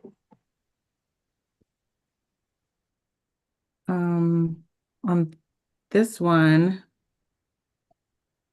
the incident happened a little more than 5 years ago. There were lots of recommendation letters, and this appeared to be an isolated incident, meaning there hasn't been a lot in the past or again in the future. And so my recommendation for us is to give a positive opinion. My would agree. concern is the person doesn't live here. The person lives out of state. Yeah, they were in Wyoming, correct? So Well, I think the incident happened in Wyoming. they live out of state. The address is out of state. Oh, They are So- licensed in the state of Wyoming. So I thought it was odd to be out of state with this Well, issue. They could live in Cheyenne and represent deals in yeah, Colorado. I was northern gonna say Colorado. Wyoming, a lot of, if you're close to Cheyenne, like if they're out north, for example, there's a lot that will be dual license in Wyoming and Colorado. Or they could be planning a move here. Yeah. In my review, I could see that the probation had been completed, the conviction was disclosed, there was no balance owed that I could see, they'd completed the treatment program, no issues since. Many strong letters of support, and they were in good standing with the Wyoming Real Estate Commission, so I would approve. Okay, does someone want to make a motion? All right, motion to provide a positive opinion, a positive preliminary advisory opinion. Okay, do we have a second? I'll second. Any further discussion? All those in favor? Aye. Any opposed? Motion passes. Licensing matter C is also a preliminary advisory opinion. It's complaint number 2026-28. On November 7th, 2023, the applicant was convicted of a felony conspiracy to possess with intent to distribute a controlled substance. The applicant was sentenced to 37 months in prison and 5 years parole. The applicant completed the prison term on December 30th, 2024, and was in a halfway house until April 29th of 2025. The applicant began 5 years of parole on April 29th of 2025. There is no recommendation, and Investigator Quintana can answer any questions. My notes on this is his conviction is still pretty fresh. But really the main thing is that, and correct me if I'm wrong, the way that I interpreted what I read was that he's on parole for 5 years still. He's currently on parole and he's on parole for the next 5 years. Yes. Right. So that being the case, I mean, we generally have given, and I think there's good reason, but we've given negative opinion until parole or probation or whatever that looks like is complete, because right now he's still under supervision of the state. And obviously having someone on active probation or active parole can kind of undermine like the public confidence. So I would say my thoughts to us all is to offer a negative opinion until at least this individual can kind of complete their sentence, because they're still under the sentence. So once the sentence is complete, then maybe reapply and be reevaluated, because now this is behind them. I agreed, Erica. And, we could put a little note that when they do reapply after probation has been served, really lean heavily on those testimonials because they are very helpful. Yeah. I didn't see Okay. any in the file. Would someone like to make a motion? Motion to deny Yep, a preliminary or negative, sorry. Motion to, provide a negative preliminary advisory opinion. Okay, do we have a second? A second. Any further discussion? All those in favor? Aye. Any opposed? Motion passes. Licensing matter D is an application. It's complaint number 2026-172. On January 3rd, 2006, the applicant was charged with criminal offenses in Fremont County, Colorado. The applicant subsequently pled guilty to domestic violence and assault. The charges and guilty pleas were not reported to the Colorado Real Estate Commission at the time. As a result, a complaint was opened on May 23rd, 2007. The applicant did not respond to the complaint. On June 13th, 2007, the Real Estate Commission elected to revoke the applicant's license. There was no response by the applicant after several notifications of the commission's decision. On December 1st, 2009, a final agency order permanently revoked the applicant's Colorado real estate license. And the criminal case in Fremont County, Colorado was closed on January 12th, 2007. There is no recommendation, and Investigator Levy's here to answer any questions. And am I understanding this correctly? His license was revoked back in like 2009, but it was revoked due to a conviction that he ultimately did not respond to. I just want to make sure I had that right. Correct. Okay. Okay. I was trying to follow, but I was like, there were some holes when I was reading it, and I was like, well, what was the conviction? Why did it get revoked? And then the other follow-up is just ensuring, at least I think I know the answer, but I want to verify, he has not held a license since 2009. Correct. Okay. Well, that being said, and I thought it was interesting that he applied for employing broker level license. There was definitely some issues with the application and everything. My thought on this, to my counterparts here, is I think that maybe we give direction that he resubmits his application with the understanding that he needs to apply for a regular broker's license, not an employing broker's license, because it would not qualify for that right now. I think if he took that path, I don't see a reason why he wouldn't get a positive opinion or the application accepted. But as it is right now, I would say we'd have to deny it because Erica, I had a question because there is an employing broker experience affidavit in there in which you need to kind of rack up your points. And if you are over 50 points, that allows you to apply. this is since 2009. And Hasn't his had a license license since was revoked, so he 2009. starts over. Okay, so is this just not accurate because he's saying he has over 20 years of experience that he has practiced as an employing level broker? Right. And that's why there's some confusion for me, but Okay. because I was like, well, has he had a license somewhere in between and I'm missing it? No. Do you have a What license he's in another saying is, state? yeah, in 2009, he's saying from that point he had 20 years of experience. No, I'm That's sorry. how Let I'm me reading it. be clear. He may not have been licensed in Colorado. Did he have an active license in another state? Didn't show that anywhere. Yeah, that's why I'm asking the Not to my question. knowledge. And Okay. he also didn't say what he's been doing since the license was revoked in 2009. Did actually, due to a disability, he provided Social Security benefits in lieu of employment. Okay, but he wasn't doing anything, so we don't know what Yeah. he was doing. We have no history, no anything since 2009. So it, Yeah. no. No, I agree with you guys. I wanted to make sure that I'm understanding all the Yeah. documentation in there because I haven't personally come across a file like this yet. I Yeah, have a this question. was interesting. Exhibit 3 said there were court costs and fees still outstanding of $14.93, but then it also shows 0 on the same line. Do we know which of those we should be looking at? Does he still have a balance? He does not have a balance. Okay, it is 0 then. All right. Yeah. So I agree with Erica in that at this moment I would deny it, but I would say go ahead and resubmit an application for associate broker level only.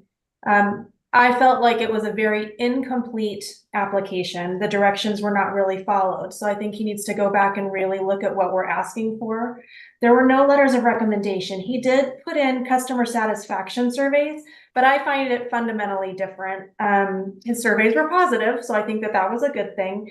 But we need character references. We need those in depth for what he's been doing since those came in, and those came in with no names, dates, anything that we could actually dig into if we need it. There are other things that we're kind of missing on there. But with it being so incomplete, we really can't even evaluate at this point. So that's where I would stand. I just want to point out that those surveys was from the brokerage that he was with when he had an active license. So theoretically, those surveys potentially are from 09 and sooner. Yeah. So I think it's good, if he wants to add that as, hey, this is why I should. I mean, if there was an issue, and honestly, I think if he just goes the proper channel, it won't even come over to us. But yeah. Anyone else have an opinion on whether we should recommend that he reapply? Yeah, I agree. I think we're all in agreement to. Someone want to make a motion? Okay. Motion to deny the application for licensure. Do we have a second? I'll second. Any further discussion? I would just ask that staff could, when this information is provided to him, if they could provide the other recommendation that we have, which is just apply as an associate broker. We can just let him know that if he wants to, he can listen to the meeting and he'll hear the discussion. Yep. Okay. Okay. All those in favor? Aye. Aye. Any opposed? Motion passes. Now we're on to ESP matters. Would this be a good time for a quick little break? That'd be helpful. Okay, it's 11:27. How long a break do you want? Maybe 10 minutes for me. That's fine. It's just another bio break to 10 minutes. Too much coffee. Okay, so 11:37. Perfect. All right.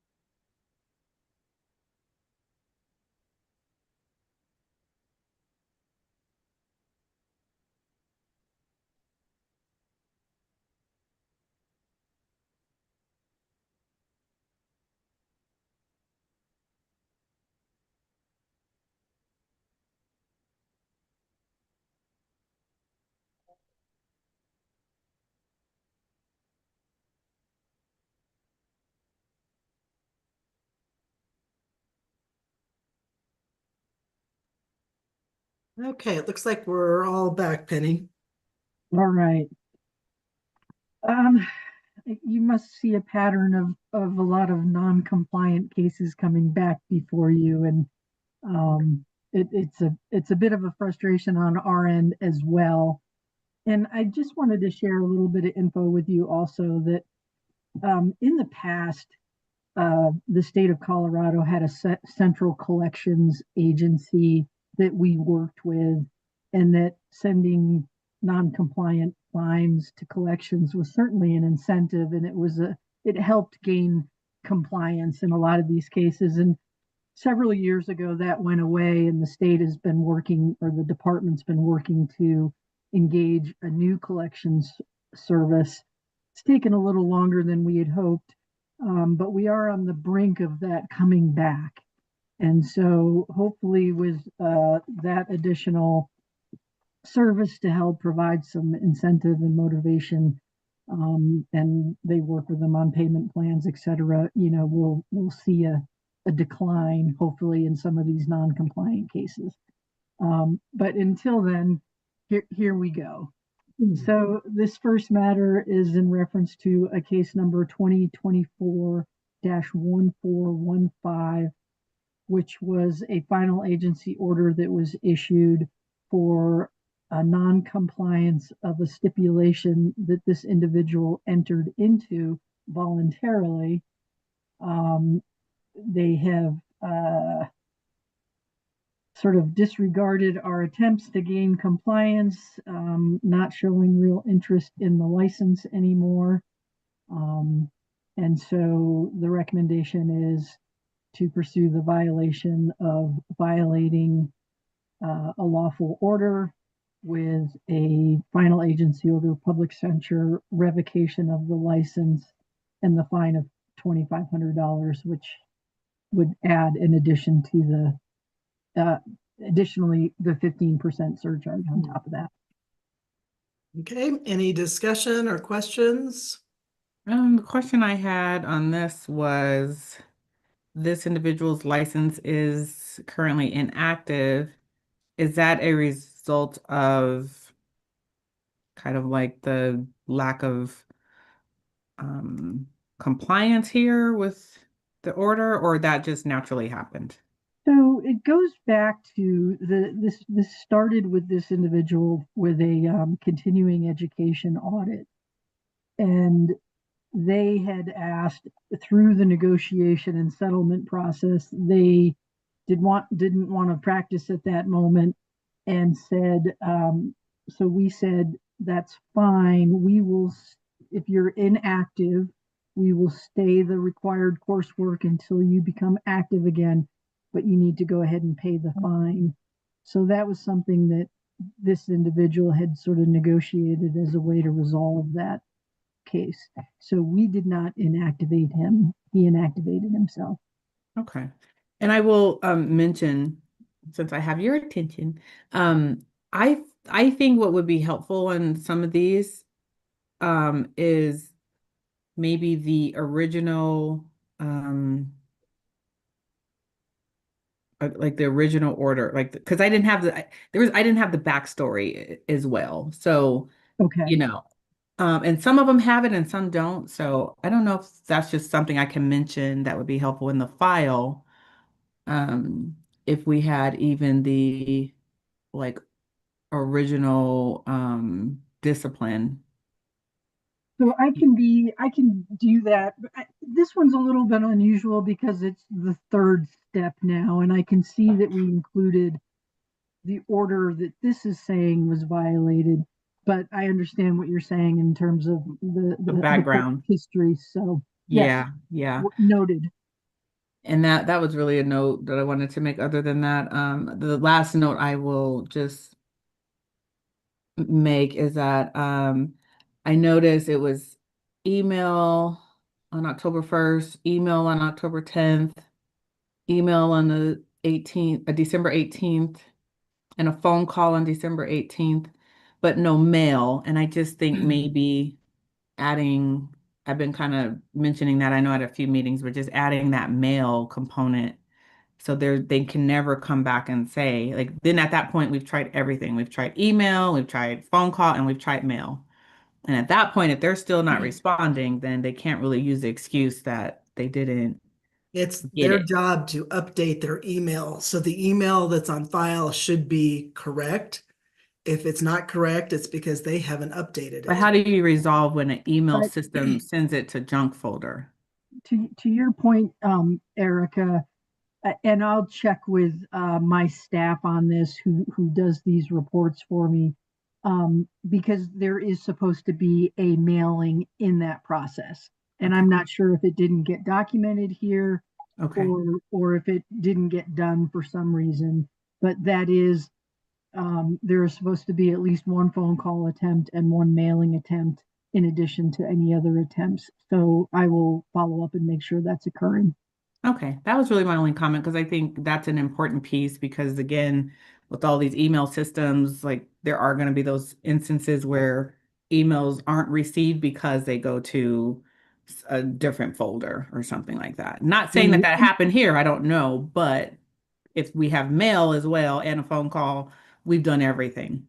Right. And we do, in cases, particularly in a case like this where he voluntarily entered into an agreement with us before, we had some confidence that the email address was working. That was how we had communicated in the past. But there should be a mailing as part of this as well. So again, I will follow up and make sure that's occurring. Okie doke, that's all I had. Any And other discussion or if it- someone want to make a I motion? might add, if it's helpful, if I find out that a mailing hadn't occurred, I can do that first before we then pursue this violation. I'd like it to not be held up for 2 months to the next meeting, but if you included in a motion that we ensure that a mailing notification occurred, and if no response after a mailing notification, that then we pursue this violation. Okay, does someone want to make a motion about that? Give me 1 second.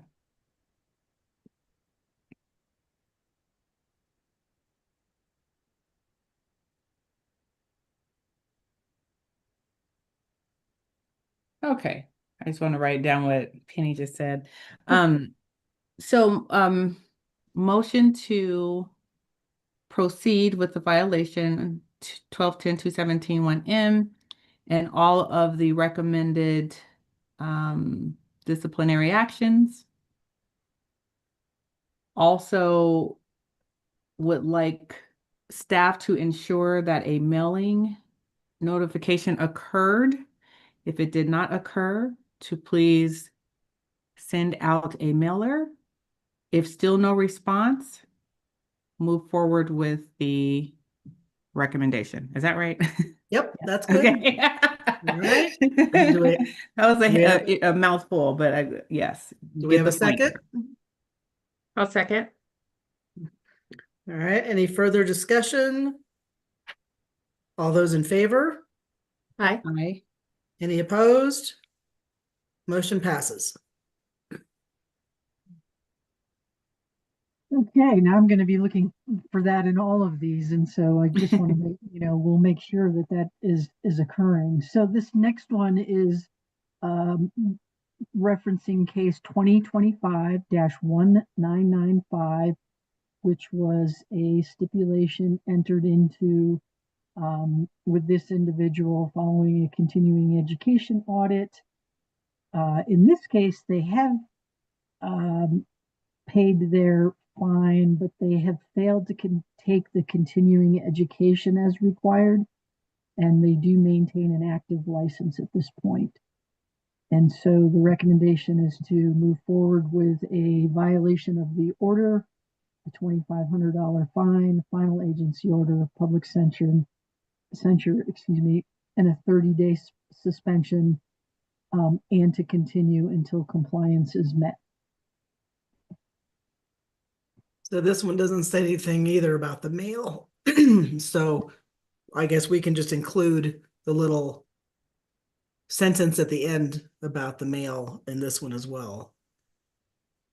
Yeah. Unless you see it, Penny, because it's not listed on here. I don't see it, and I apologize. This is an oversight on my part for not catching that, and we can certainly look at that again. And you know, if the commission wants to move forward with the recommendation, Yep. it could be contingent on ensuring that mailing notification has been done. Okay, any other discussion or someone want to make a motion to include that last, the sentence about the mail? Yes, I liked how she said it the last time. So I'm writing that down. All right, so motion to accept staff recommendation contingent upon ensuring mailing notification occurs. Or And occurred. and if no response, then to proceed. And if no response, proceed with the recommended discipline. Yep. Okay, is there a second? I'll second. Any further discussion? All those in favor? Aye. Any opposed? Motion passes. Okay, the next one is referencing case number 2024-1063, which was an order this individual is in violation of, has not paid their fine. It does look like we sent out the mail on this one. At least it's noted here. And have not gotten a response. And so the recommendation is for a final agency order, public censure, revocation, and a fine of $2,500 plus the 15%.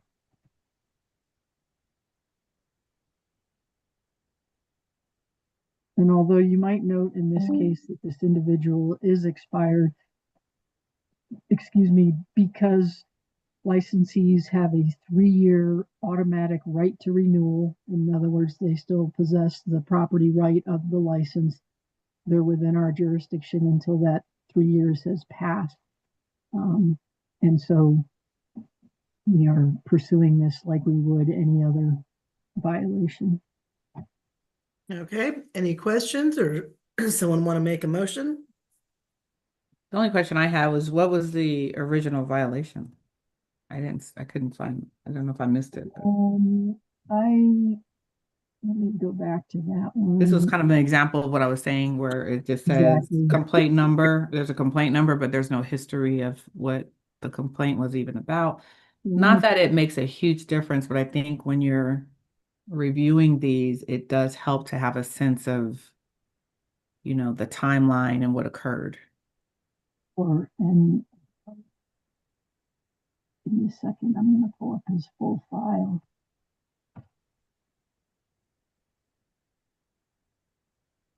I'm sorry, it's taking me a minute. No worries.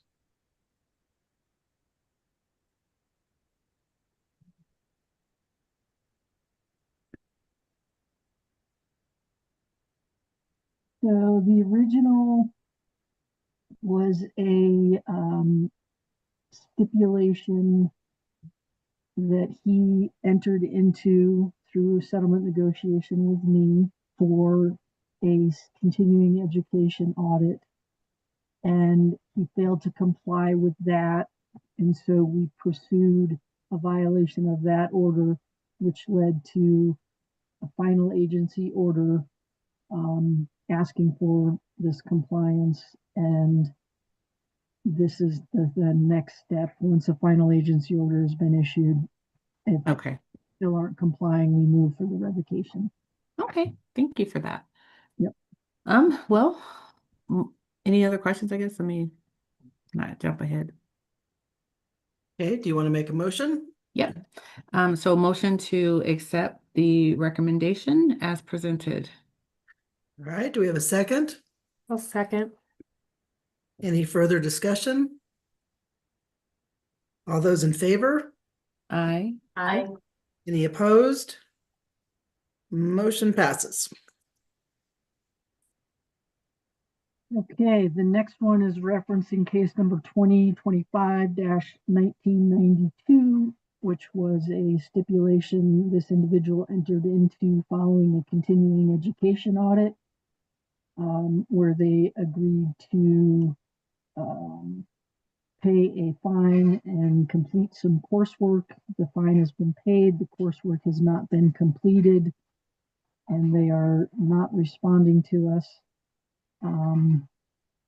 I am quickly looking at this one and don't see a specific mention of mailing versus email. So again, I would want to confirm that. And the recommendation is to pursue a violation of the order. So a final agency order, public censure, $2,500 fine with a 15% and a 30-day suspension to continue until compliance. Okay, any discussion, or would someone like to make a motion then include our little sentence about the mailing? So they paid the entire fine, 2,500, right? Mm-hmm. And then, so the 2,500 we're asking is in addition to, because they didn't follow the rest of the. Correct. And then they completed 6 hours, so there's another 6. It's kind of interesting that they just stopped communicating, because they were literally, I know, almost done. Like they only had 6 hours of CE credit, right? Let's see, courses.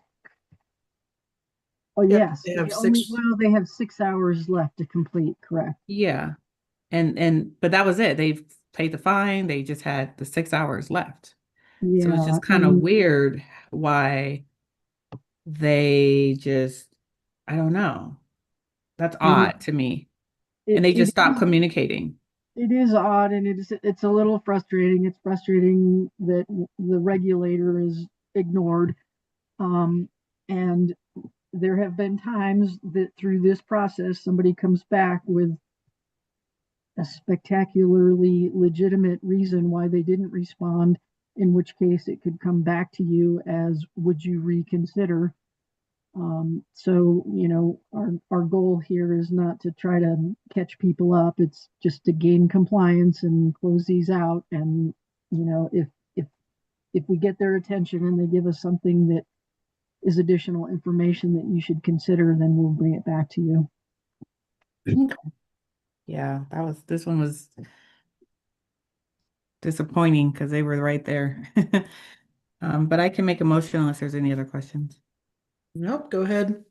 All right, motion to accept staff recommendation contingent upon ensuring compliance by mail. If no response, pursue the discipline as presented. Okay, do we have a second? I'll second. Any further discussion? All those in favor? Aye. Aye. Any opposed? Motion passes. Okay, the next one is referencing case 2024-2299. And this is an order that was entered into with this individual. And they have a fine and some coursework, and there is a balance of fine and coursework outstanding. I will have to look through this and see whether there's been a mail there, but there's certainly been verbal contact. We've had communications with this individual. But they have violated the order, and so we are seeking a recommendation here to pursue the order or pursue the violation of the order with a recommendation of final agency order, public censure, revocation, and a fine of $2,500 plus the 15%. So I would say, since we've had verbal contact with them, we probably don't need the clause about the mail on this one. Absolutely. I agree. All right, well, motion to accept staff recommendation as presented. I'll second. Any further discussion? All those in favor? Aye. Any, Aye. any opposed? Motion passes. The next one is 2024-2070.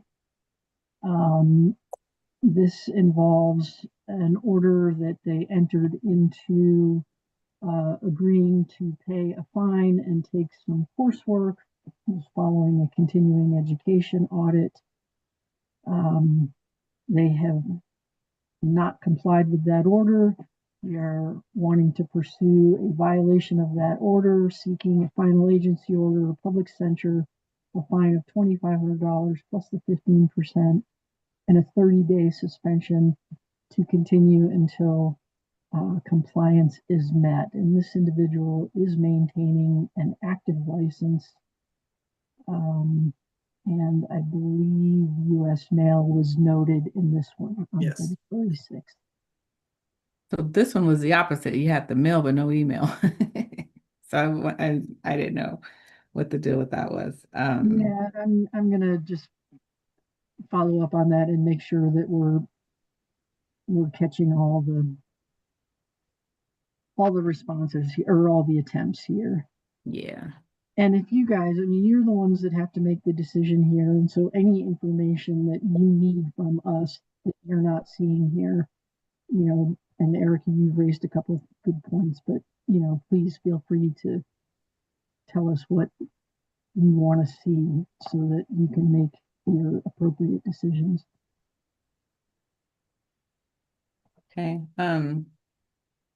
Any questions for anybody else? Nope. Do you want to make a motion? All right. Motion to accept the staff recommendation. I'll say contingent upon ensuring compliance by email. And if no response, then proceed forward with the recommended discipline. And I'll second.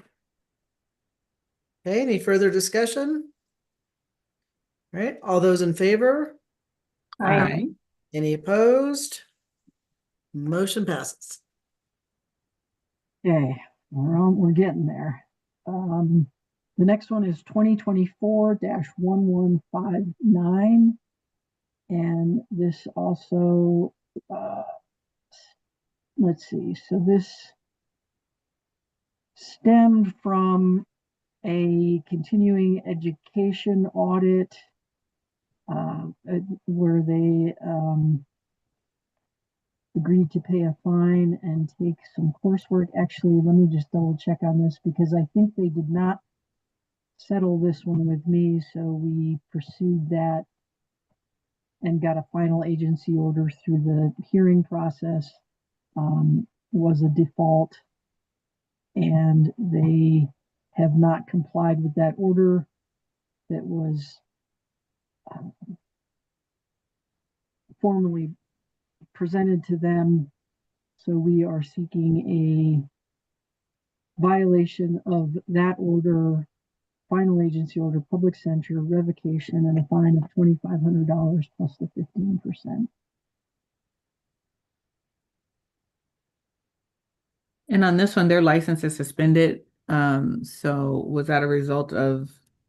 So the order said that they were going to be suspended until they completed the coursework, which is why they're currently suspended, because they haven't completed that coursework. The order also said that the fine was due within 30 days, and that has not been complied with.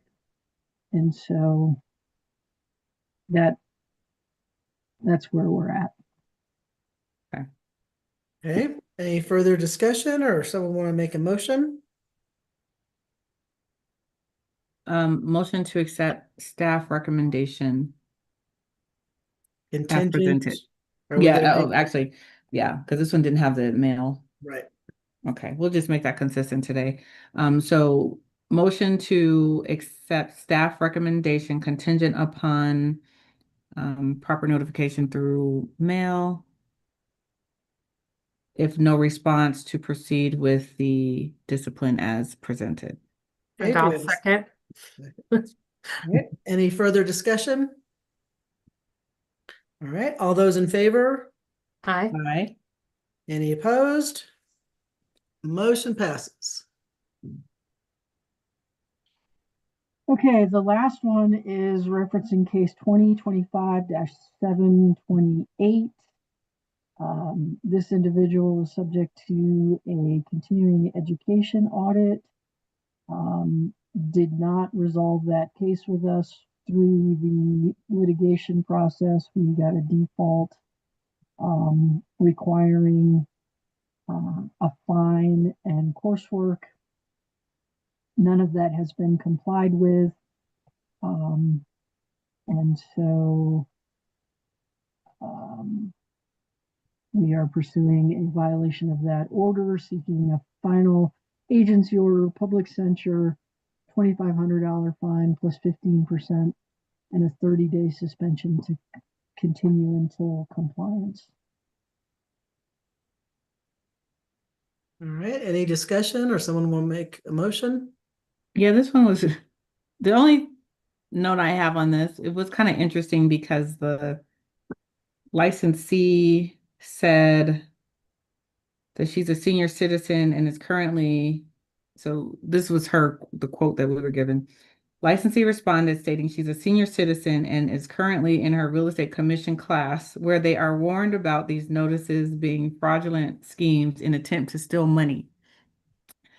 And so then my question was, does she really know what's going on? Like, does she know that this is a real situation, or because it sounds like she's ignoring these things, thinking it's like some kind of fraud through email or something like that, or I don't know. I was just curious if we could just get that perspective. Well, also says she was reached out via phone and a message was left.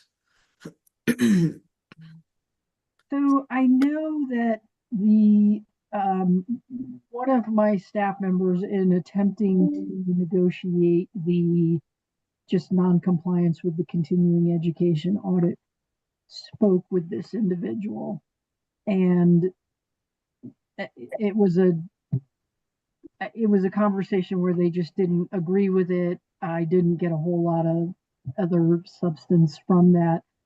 When one of my staff can't settle a case before I refer it over to the Attorney General's, I take it and take a shot at it, and reached out and left message, tried to communicate. So there was multiple attempts to try to explain the continuing education audit, the non-compliance, etc. We didn't resolve that. I don't know. Okay. Well, why don't we do a mailing on this one? Why don't we Yeah. approve it with contingency on mailing? Okay. And of course, if the mailing had already been done and they've been given a time to respond, then I'm just going to move forward. But if a mailing hasn't been done, then we will do it, wait a period of time, and then move forward. Okay. Yeah. All right. Someone want to make a motion? Motion to accept staff recommendation contingent upon ensuring the compliance request was mailed. If it wasn't mailed and no response, then proceed with the recommended discipline. Okay, we have a second. A second. Any further discussion? All those in favor? Aye. Aye. Any opposed? Motion passes.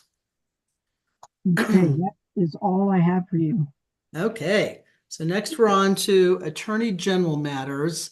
And I guess the question first is, do we need to go into executive session or not? Let me look. Yes, I would like to, but I do want to say that I will be recusing myself due to possible actual or perceived conflicts from item C. Okay, then this is Commissioner Chair Renee Line. This is a Colorado Real Estate Commission meeting being conducted on April 7th, 2026. The time is now 12:07 p.m. I move the commission. Oh, actually, I suppose we're supposed to make a motion first. Make your motion first, Erica. I would like to motion to move into executive session. Do we have a second? I'll second. Okay, all those in favor? Aye. Okay, so what I just said, plus I move the commission enter into executive session pursuant to Colorado Revised Statute Section 24-6-4023A2 to receive legal advice on specific legal questions for matters noticed on this agenda or to discuss confidential information pursuant to CRS 24-6-4023A3. The purpose for this executive session is to confer with counsel and to receive legal advice on specific legal questions regarding the following meeting agenda items. A, complaint 2023-502, counteroffer. B, complaint 2025-1120 and 2025-1434, new information and counteroffer. C, complaint 2020-113, request for reconsideration of discipline. D, complaint 2024-1995, counteroffer. Well, maybe we weren't supposed to move. We already got, so Erica made the motion. Who made the second? I don't know who. I think we both did. So Okay, Autumn, and then we were good. So there were 4 votes in favor of executive session. So we will now enter into executive session. Make sure you turn off your mic and your video.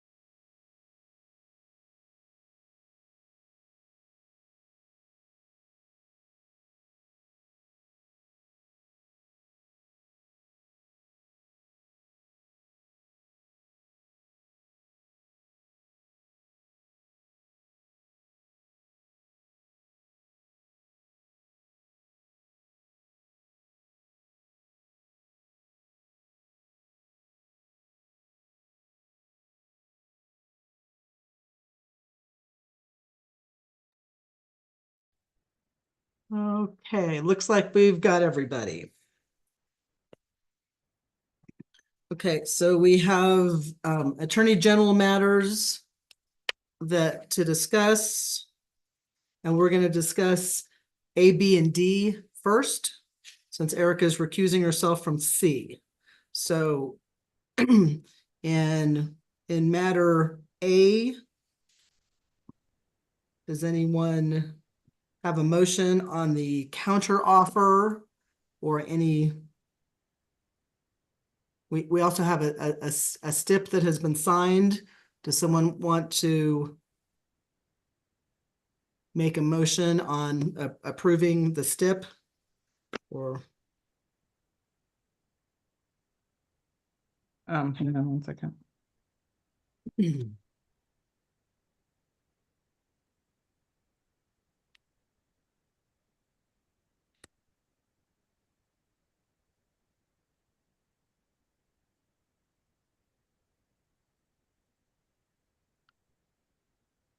So I would move that we approve the stipulation for diversion as presented. Second. Okay, is there any discussion on that? Or brief discussion? Otherwise, okay, all those in favor? Aye. Aye. Any opposed? Okay, motion passes to accept the stipulation. Accept. Okay, and then in matter B, we have received new information and do not want to accept the counteroffer as presented. Our counsel has been provided guidance on how to move forward on this case. Does anyone have a second? Second. Any discussion? Okay, all those in favor? Aye. Aye. Aye. Any opposed? Okay, motion passes, and then we'll move on to D. Does anyone want to make this motion, or I can make the motion again? So I'm trying to catch up. We're moving so fast. I'm trying to open the files. Renee, I think you have the language down. Okay, for on matter complaint D, I move that we reject the counter offer, and we have provided guidance to counsel on how to proceed in this matter. I'll Do I have second. a second? Okay, any discussion? All right, all those in favor? Aye. Aye. Any opposed? Okay, motion passes. So for C, Erica, I guess you will. Yep. I'm gonna go ahead and recuse. I've already made my statement on that, and I'm going to leave. Okay, and then you'll be gone and. Yeah, go ahead and call me back if you have anything else to discuss. Yep, it should be good. If not, enjoy your afternoon. Thank you. Okay, thanks. Okay, so we have complaint matter C. It's a request for reconsideration of discipline. And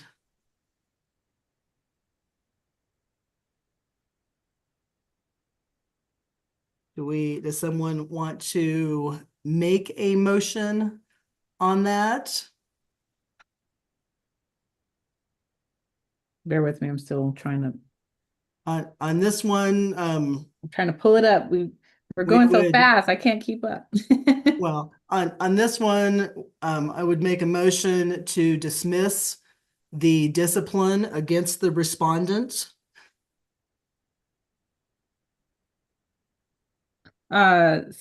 Say that again. The motion was to. I would motion that we dismiss the discipline against the respondent. Second. If you want, we could do a letter of concern, but I would either Yeah, so I made a motion to dismiss the charges. We With the could letter add- of concern? Yeah, do you want to do dismiss charges with a letter of concern? We could do that. Okay, Dismiss charges with a letter of concern. second. Okay. Any discussion on this one? All right, all those in favor? Aye. Aye. Okay, any opposed? Okay, motion passes. Madam Chair, before you adjourn the meeting, this is your last meeting with us. You have served 2 terms.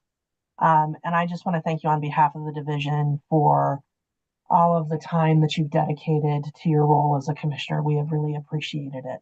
Thank you very much. It's been an honor to serve and to work with all of you. Well, Renee, we're gonna miss you. I know it's a little sad when the commissioners leave and you have so much experience. So thank you for, your leadership as you've served, and we had the pleasure to serve alongside you at least for a little over a year. So thank Well, you. Thank you very much. It's been my honor to serve with all of you and get to know all sorts of things, and I wish you all the best. Same to you. All right, and I guess we Renee, will. thank you for all the work you've done on the mediations. I was, over the time that you've been on the commission, I feel like whenever I couldn't find a commissioner, I always found you, and that's a really important part of the whole process. And thanks, Benny. and it was fun getting to know you a little bit more because we had a lot of time sitting around Yep, waiting. we did. So thank you. All right, thank you very much. All right, thank you.